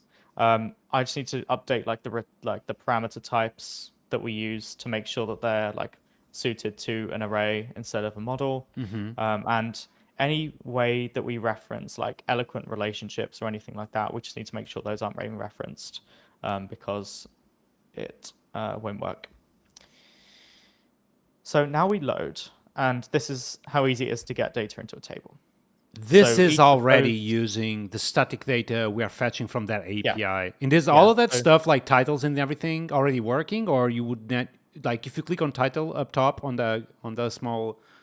Yeah. So no. So what is happening here is Filament is providing you with a way to determine what the content is based on the current state of the table. Now, if we decided to sort and search things for you, you wouldn't be able to leverage the full power of the API. The API, in this case, can do the searching and the sorting for you. And especially when you have pagination, you don't want to load through every pagination page of content just to then sort through all of it yourself. Like you want the API to do that instead. So that's why Filament lets you use the API. Now, I'm going to add pagination first because pagination is like an easy one to get started with. By the way, shout out to Leandro. Leandro came up with this demo.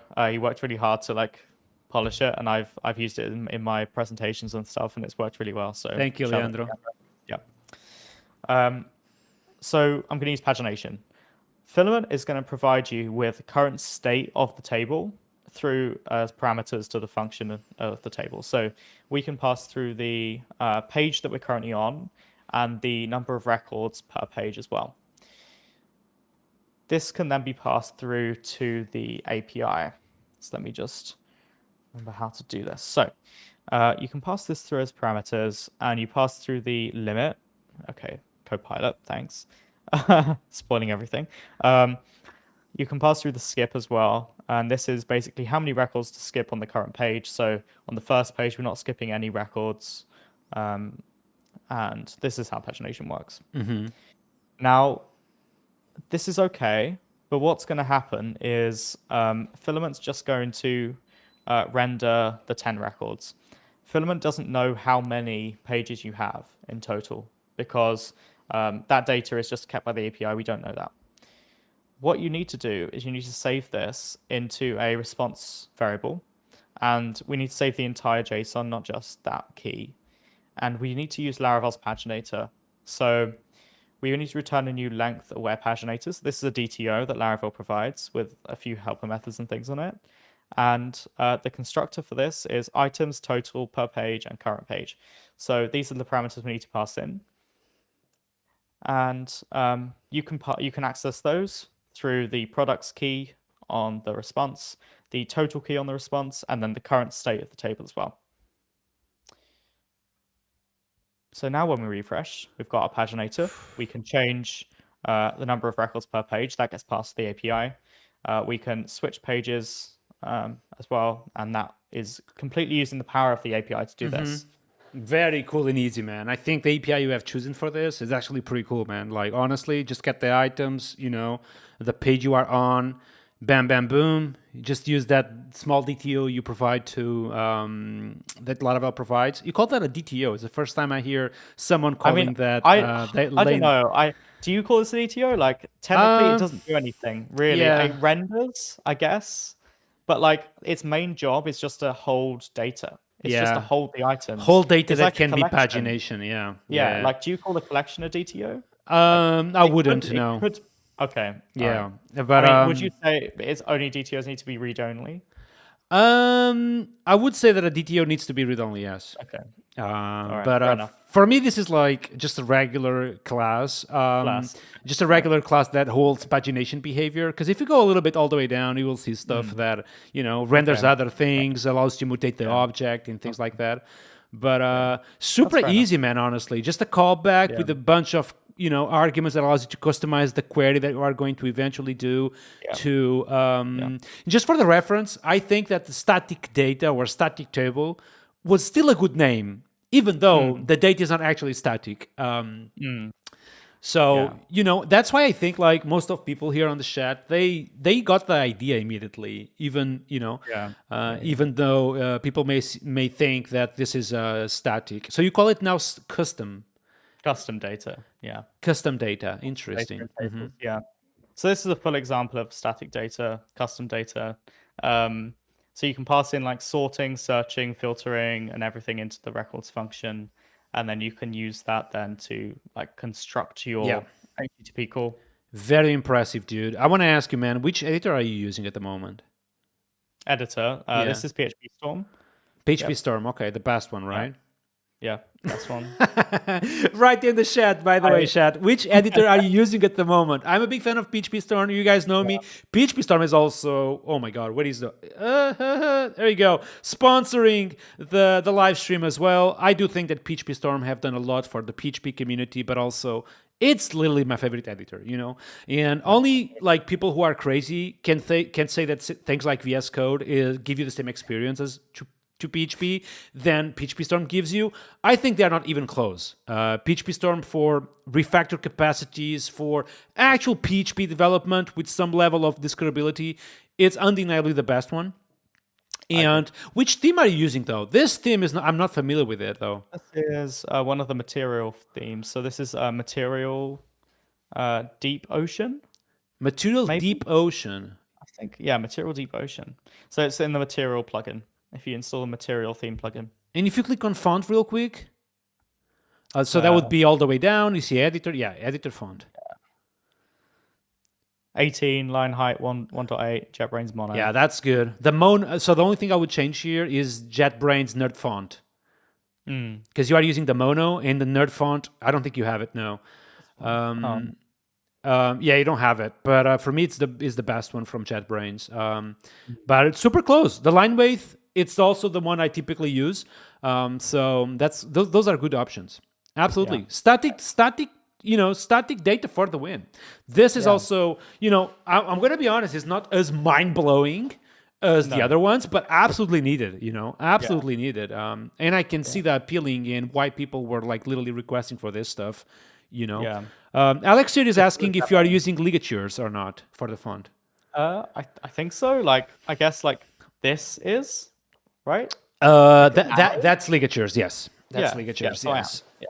Interesting. I don't use ligatures because I just feel that they are not good enough. People in the chat, by the way, all of them use different stuff. A lot of people saying PHP Storm, which is kind of expected, but a lot of people also using VS Code a little bit sometimes. NeoVim, of course, we have to, and Notepad and Windows too. That's weird, but let's go.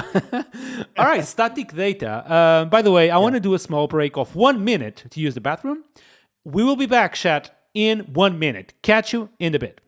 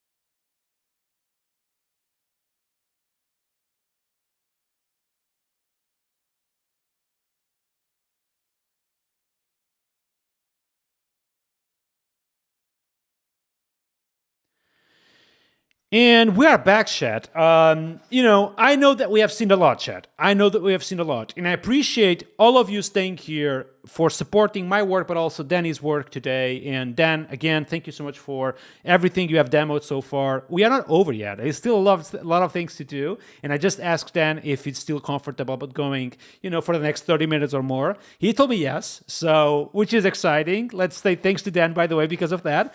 But if you just arrived, chat, my name is Nuno Maduro, PHP and Laravel developer. I love what I do. I love PHP and Laravel and everything in between, including Filament.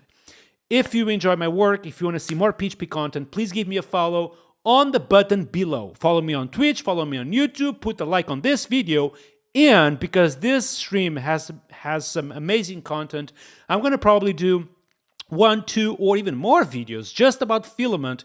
They are going to come out next week. If those videos reach 1,000 likes, I'm going to literally do a Filament week here on stream. Okay? Again, if those videos have 1,000 likes, I'm going to do a full Filament week here on the live stream, and I would really appreciate your support on those videos so we can have a Filament week, because there is a lot to explore here.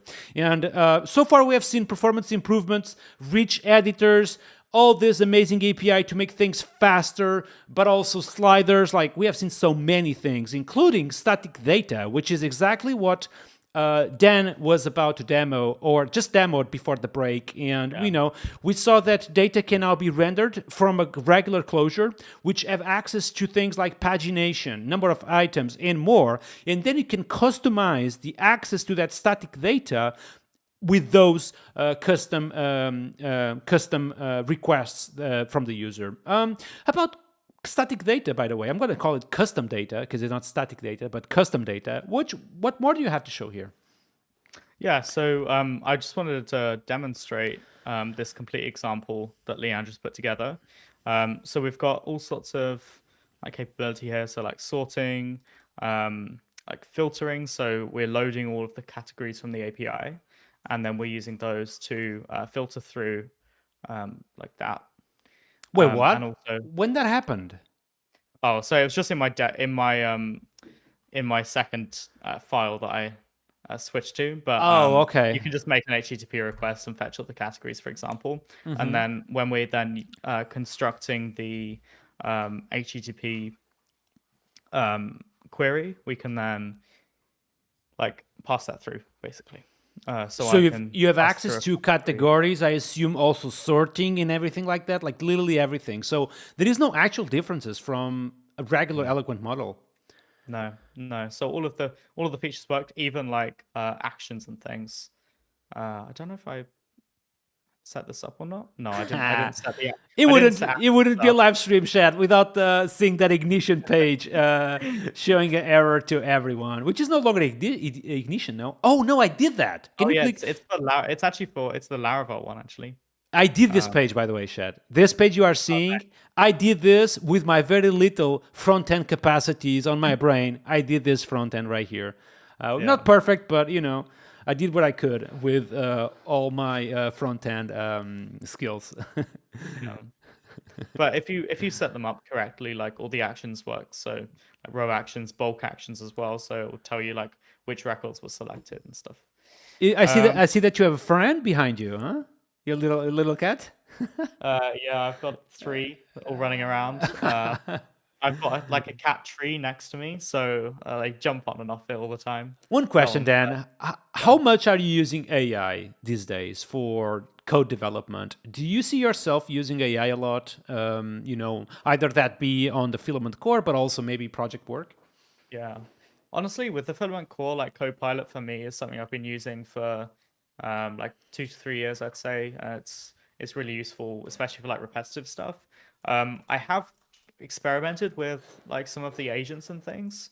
Um, I think that like the one I've had most success with is Junie. Yeah, Also classes, I me guess. too. Yeah, Like yep. Junie seems to be like the most accurate, and also it just seems to like know things that the others don't seem to know, even though I feel like they're all using the same models. Um, Not and exactly. Junie uses a different model behind the oh, scenes. Yeah, exactly use like PHP PHP Storm. Storm has their own model, and I also feel I have the same feelings as you, by the way, which is Junie. It might take a little bit more than Cloud or whatever, but the answers are actually super accurate, which is something Yeah, I really want to from an AI tool. Which is I don't care how much time you take, just be sure you actually do the thing right. So yeah. Junie is the one I'm using too. Yeah, and honestly, I've been using Junie for some things, and I even have it in Brave mode where it can just execute terminal commands without without Oh, me too. without Absolutely. Brave confirming. mode Like for the yeah, win. I mean, why yeah, would I 'cause use it? I was sick of like approving everything Yeah. going through. Like, why So would I use yeah, an agent if the agent yeah, cannot run terminal commands and yeah, everything? yeah. Absolutely, man. Yeah. Honestly, like if I'm being honest, when building in the framework, because I'm building like new things that like potentially the AI isn't really trained on, Yeah. isn't that useful sometimes. But like when I'm using Filament to build demos and things, you can see like I used it to generate eloquent model and migration for products and Yeah. categories. Like that was the Yeah. last time in this project I used it. hmm So yeah, I mean it's really it's a great tool, especially Genie. Yeah. So Shout out to PHP Storm and JetBrains for developing and bringing this to us.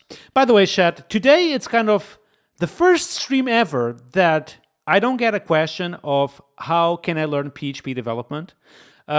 So, because you guys don't ask that, I'm going to still give you the answer. If you want to learn PHP development, be sure to check out Laracasts, okay?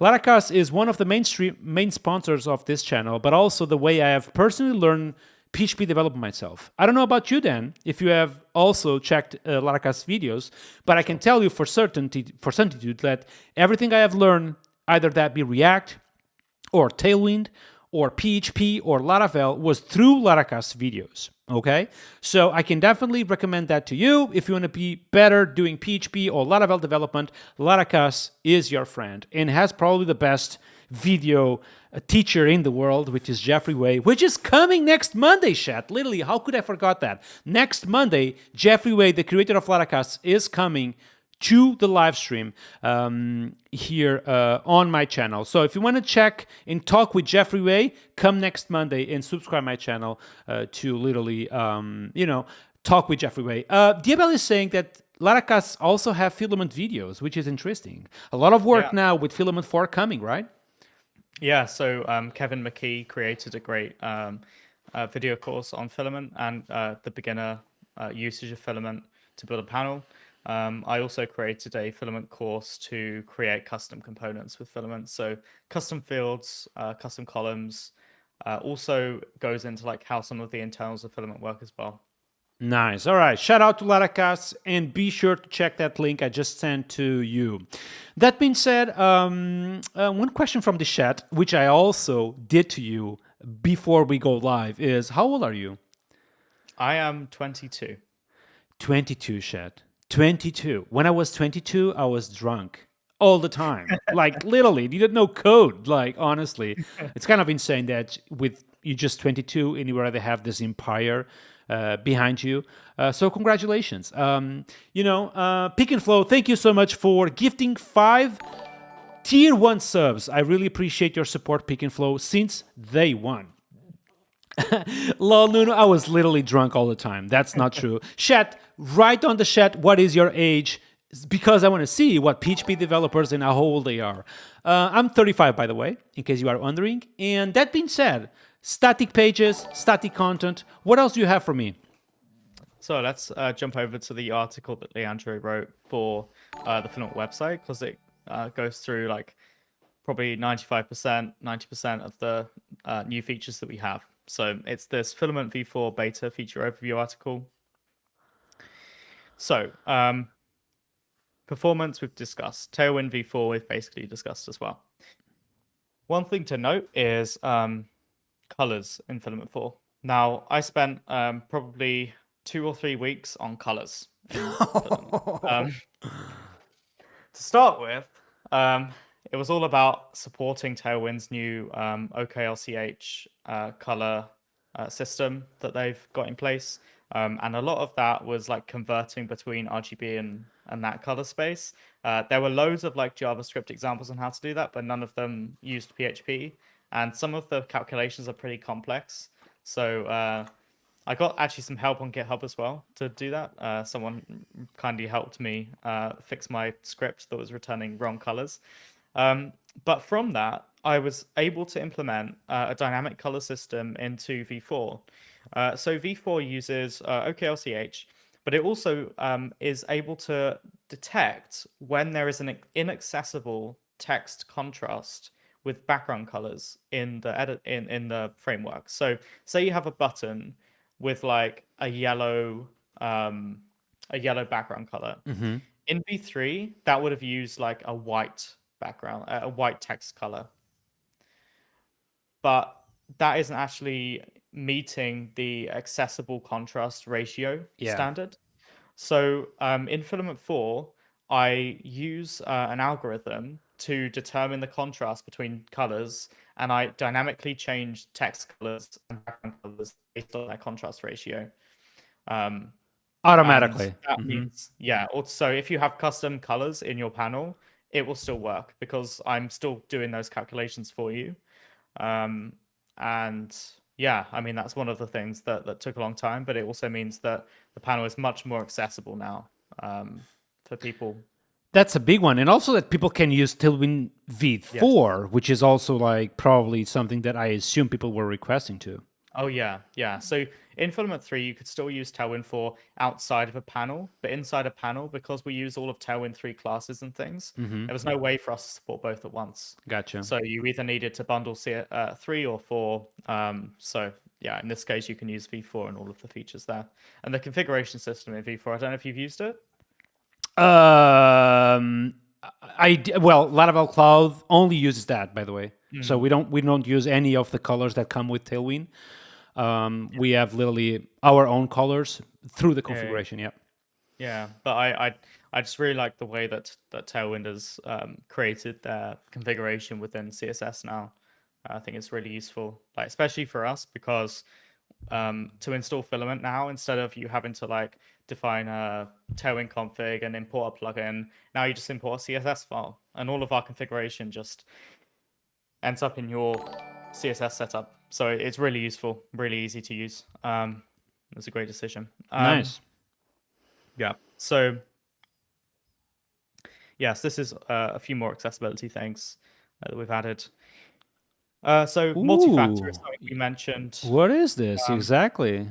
yes, this is the multi-factor framework that I mentioned earlier. So we've got a driver-based system.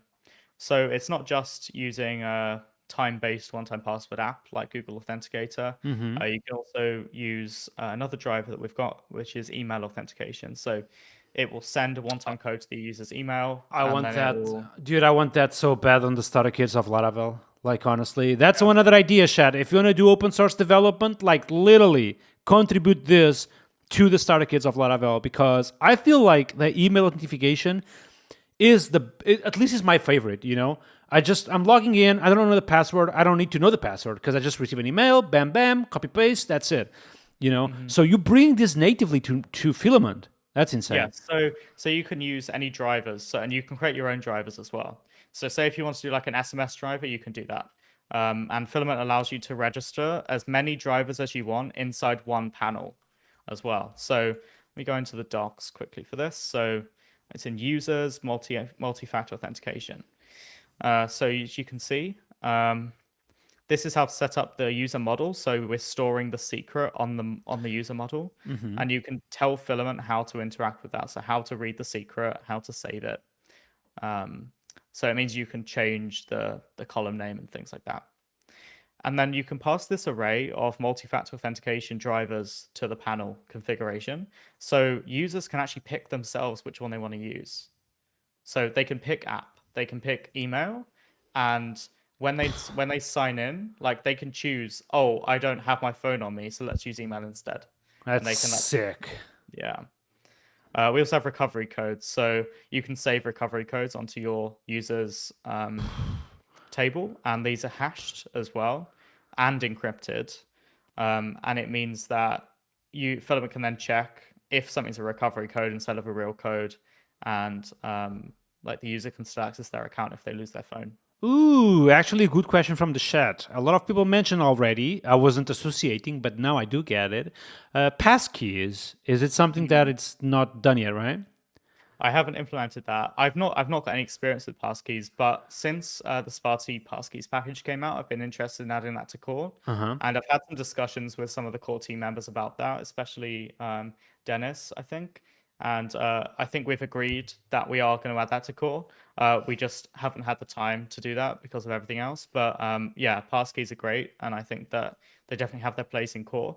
Now, the flow is slightly different to multi-factor. Now, like these multi-factor things are basically like they ask you for something once you sign in, whereas a Mm-hmm. passkey is like how you sign in. So it's Gotcha. not multi-factor; it's just authentication, right? Mm-hmm. But yeah, I think it'd be great as a feature. I honestly think that I would be already happy with the email one. The Yeah. fact that you allow people even to choose when they are logging in, crazy. This is one of my favorites too, by the way. You know, Yeah. nice one. This is how like the app authentication looks when you set it up. So you go for your profile, you click setup, and then it will give you your QR code. You insert that, and then you click next, and it will give you the recovery codes and things as well. So sick. That's a good one. This is very similar to the one I implemented on Laravel Cloud, by the way. Oh, nice. Works exactly that way. QR code, bam, boom. That just works. Yep. Yeah, there's a nice PHP package for doing the QR codes and things, which is nice. Okay. So we've got that. We've talked about Heroicons. Now this is one small one, time zones. So in Filament 3, you could like set time zones on different components. There was no way to like globally set the time zone. So this isn't about the storage time zone, it's about like the display time zone. So anytime you render a date time on the interface, we're going to use this time zone so that the Oh, user thank God. in Okay. their time zone instead of you doing it over and over again, So right? UTC on every backend that stores anything, but then this is literally just for any place on the Like, front end that you display the yeah. And you could time zone. set, so you can call this method from like a middleware if you wanted to, and then that would set it based on like the user's time zone. Nice. That's a good one too. Also, ISO formats. I don't know if you've used those in Carbon, but they allow you to use like different date formatting tokens that provide some more standardized formatting for that. So nested resources is the next one on the page, and nested resources is something that we've really like had requested a lot, and there is a plugin for it in V3. But I think this is much easier to implement for people. The idea is that you create a resource inside another resource. So it's a relationship. And you can set like what the parent is for a resource. So Interesting. So I assume that through a command, if you go all the way top, I have that manage course lessons. You can literally just define already. Interesting. So yeah, so essentially like there's two parts to it.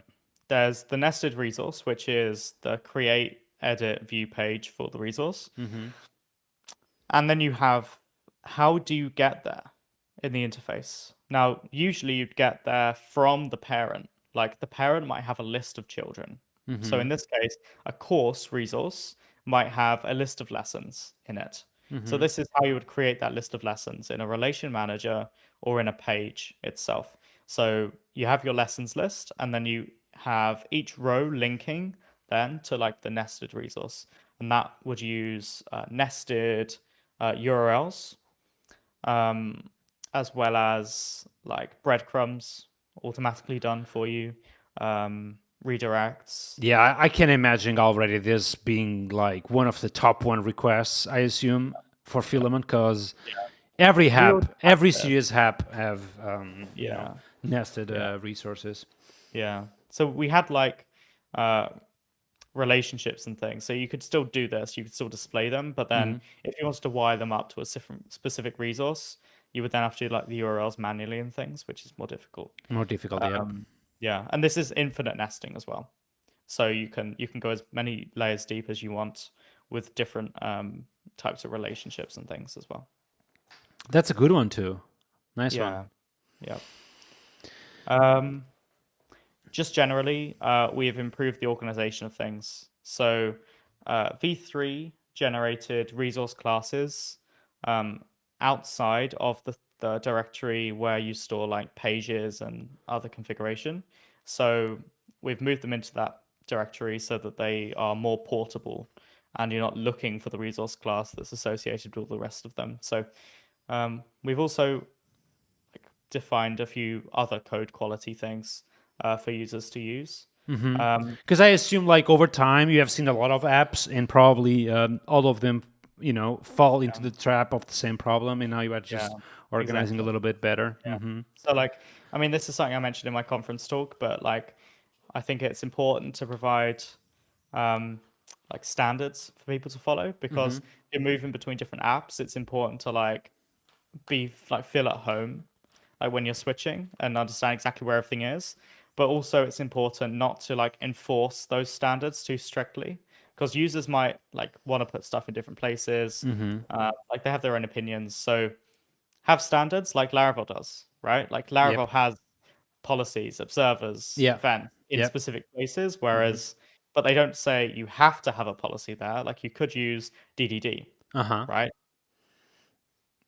Great example. How about like, for example, in the code quality of the Filament core, for example, do you use things like PHP stand, for example, Yeah, PHP stand level 6. on the core? I think so. Yeah. Yeah. Gotcha. Yeah. How about Rector PHP?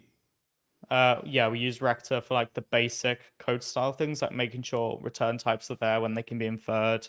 And I think like most of the refactors I did to do V4 were just PHP, like PHP Storm, like refactors. Like if I rename a class, I will do PHP Storm refactor, and then I'll just add it to the rector script so that everyone using Filament then also gets that change when they upgrade, right?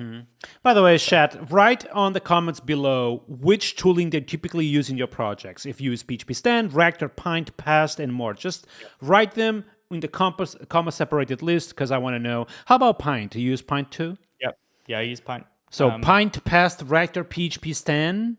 Yes. What else? Can't remember. Prettier and the Gotcha. Prettier Blade plugin.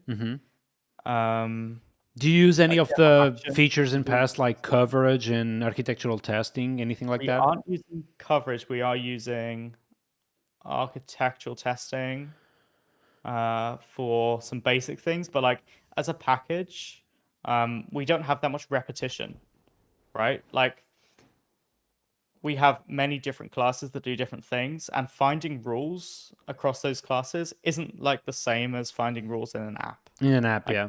like it's much easier to find rules to follow. So you are basically using for not forgetting the DDs and dies and security stuff. Gotcha. I remember, yeah. So like when using the create and create another feature as well in forms, like being able to preserve data between those things is another feature. This is a big one. So each page in Filament 3 contained a blade view, essentially, and all you could do is you just pass in your own blade view to change how the page is rendered.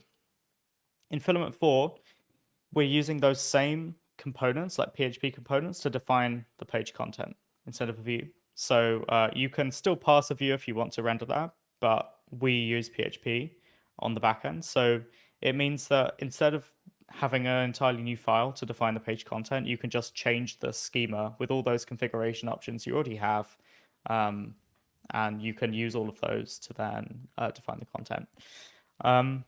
That's interesting. Yeah, it was a big change internally, but it means that it's much easier now to manage things. We can reuse the components everywhere, and people can override them much easier now as well. You mentioned the word actions, which kind of triggers me to ask you, like, are you familiar with all the deal about the action pattern recently, or? Yep. I use the action pattern in apps. In Filament apps.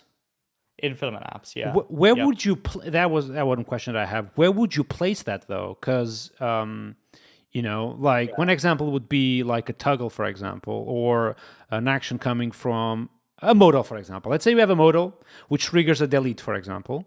Where would you place, where would you call the delete article action, for example? So the action functions they're actually called action functions. Interesting. So we've got an action feature in Filament, and this is kind of different to what you're talking about. This is the UI component action, but then this action function here can inject data, and it can inject stuff from the container as well.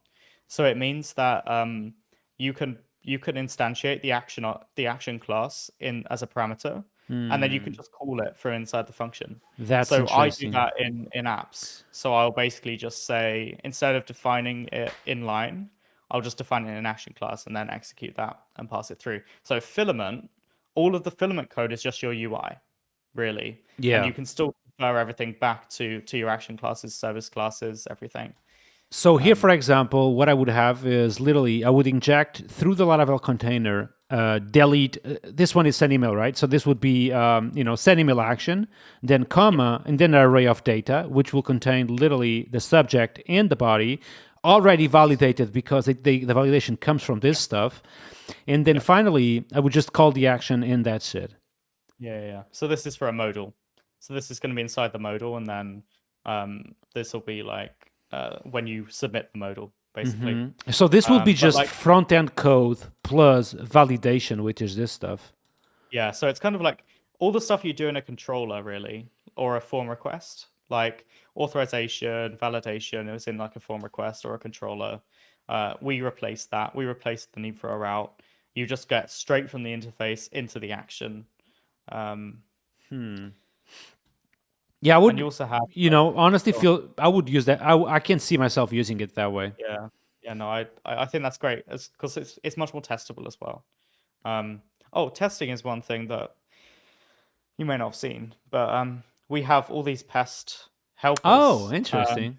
Yeah, so like you can use pest and you can use like the Livewire helper function, Oh and my then we god, change dude. all If these there is one different. thing I would change, I don't know how much you like functions on past. If there is something I would change is literally this functions because you can literally access them if you use this right here, you know? You can use Yeah, this live wire. But at some can you? point I did this. Yeah, you can. You can do this live Oh, wire.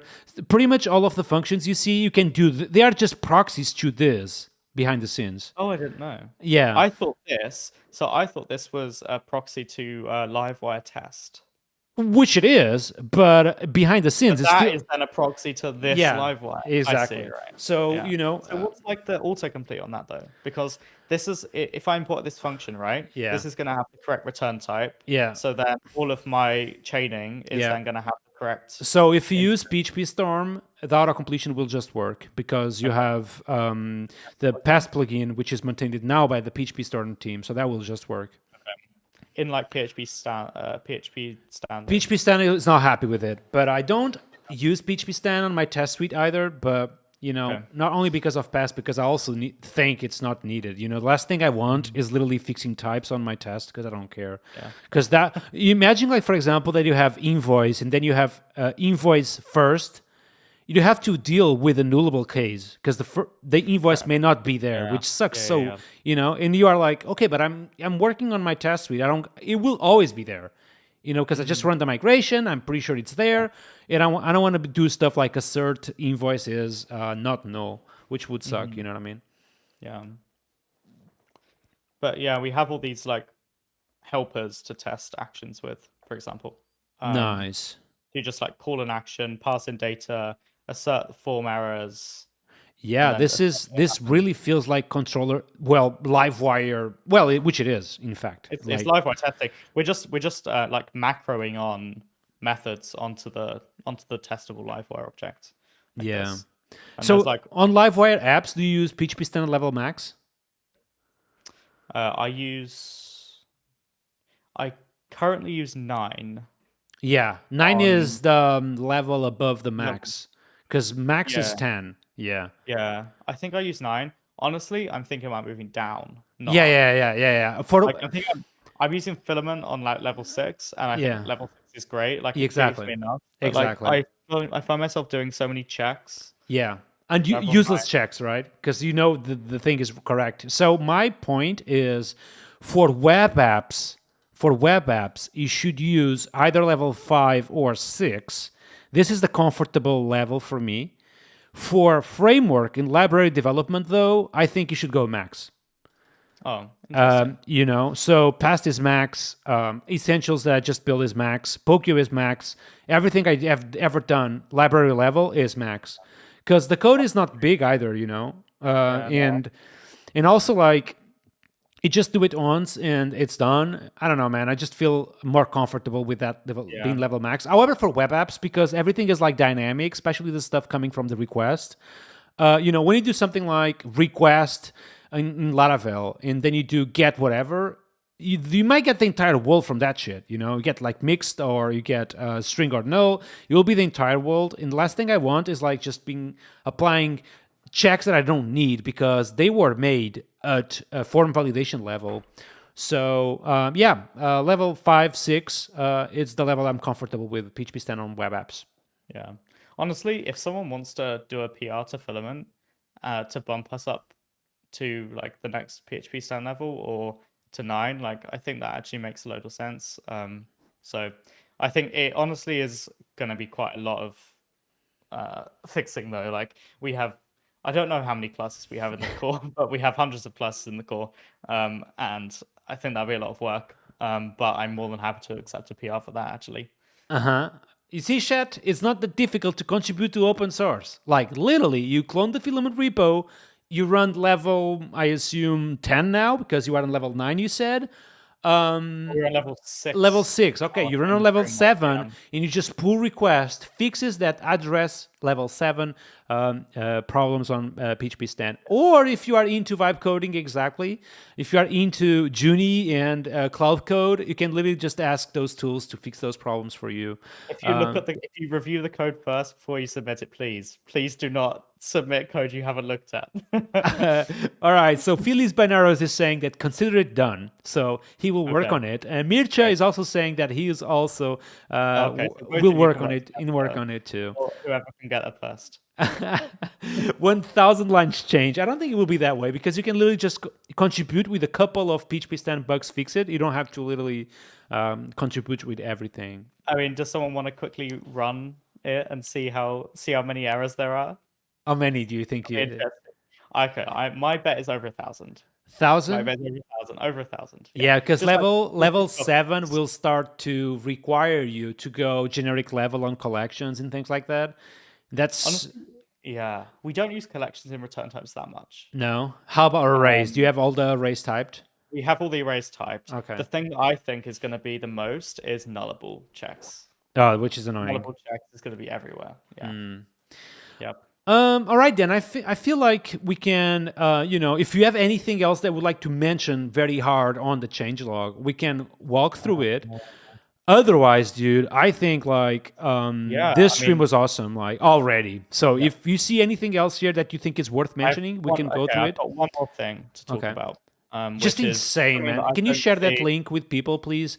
So the link is on filamentphp.com. And apparently it's the first article on the community section, written by Leandro, apparently, from the Filament Brazil team. And, let's walk through, what if you feel that you have one or two things that you would like. Yeah, let's go ahead. Yeah. So, bulk actions. Now, bulk actions are actions you can run on a table. You select rows in the table, and then you say, I want to run delete on this, or I want to update all of these in the same way. Filament 3 did bulk actions, and essentially what happened is you selected them.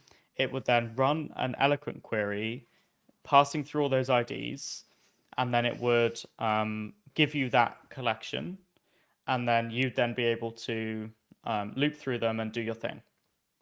There are a few things that we've done to improve that. So chunking to start with. So instead of it giving you a collection, it gives you a lazy collection, and then it allows you to chunk through those. Another thing is the ability to disable fetching. So instead of it passing you an array of models, it passes you an array of IDs, and then you can like do a bulk action on that instead without needing to hydrate the models, which is much like less memory intensive. Another performance improvement we've done is using select all. So I'm going to quickly do this. This is not too long of a demo. Let me go on to categories or categories here. 400. Okay, that's all right. So in the Livewire request, I'm going to select all. And I'm going to... oh my God, that's so useful. I'm going to run a bulk action. So in this case, what we're doing is we're actually saying to Livewire all of the keys for the records that we're passing through. This is how Livewire sends an array, by the way. It just sends each key individually. But essentially, we're sending through an array of keys that are selected. Now, what happens if we select all 400? Dude, I was about to say that's so useful. One of the most annoying things in the planet is even YouTube has this, man. It's so annoying. Like you select like 20 videos, then you perform your bulk action, and then you select like another 20 videos, and then you perform the bulk action, and you select another 20 videos, and you have to do this all the time. And the fact that you can select all of them, and now if you demo to me that I can do something like bulk now, it would be cool. So basically, the thing I'm going to demonstrate here is not the fact of what you're actually going to do when you run it, but how we communicate those records but to the back end. Okay. So when you select like that, we're sending to the backend like 1, 2, 3, 4, 5, 6, 7, 8, 9, 10. We're sending the keys to the backend, right? If you do select all, this is what we send. We send is tracking deselected table records. So instead of us tracking which ones are selected, we track which ones are deselected, so that when you do when you go on like a page and we say like, let's deselect that, so we have 390 now instead of 400. When we do delete, this request is actually going to then contain the Insane. deselected table records instead. So it's much easier to start with for us to communicate large numbers of records in this way, because Oh my if you God. have like 100,000, it's going to run as fast as 0. Yeah. This is Right? actually a very good performance idea, by the way. Yeah. By the way, chat, for those of you who are saying that my face is on top of this, the explanation was very quick and easy. Basically, when you select everything, instead of literally sending every single ID of the network, what is he doing is doing the opposite. I'm going to send what is not selected, which on this case will be nothing at all, will be literally an empty array. However, I assume that if you uncheck this one, will be just this idea. Which is very interesting. So if I select all and then I do that. Yep. I'm going to run this a couple of times so it properly syncs, but essentially it's going to do, here it is. Is it gone? It's going to be one of these. There it is. So this is how Livewire deselects things, but yeah, that's just this one. See, that chat? one. There is nothing literally below, okay? Nothing here below, just literally the selected one. Very interesting. Yep. And one more thing with regards to running bulk actions. So you've done all of the selection, you've done all the fetching of models and everything. There is 2 new features that we've added. Authorization for individual records. So how this works is you're using a policy. Filament is passing each of those records into the policy, and it's saying if the policy passes, only return that in the collection. Okay, so you're not dealing with ones you're not authorized to do. But if you use a policy response object to return a message, it is going to use that to display a notification to the user at the end saying 4 users failed because you didn't have permission. 100 users succeeded to be deleted. Okay, right? so and it's using the message that you pass through. Okay. If I look at this, where is the?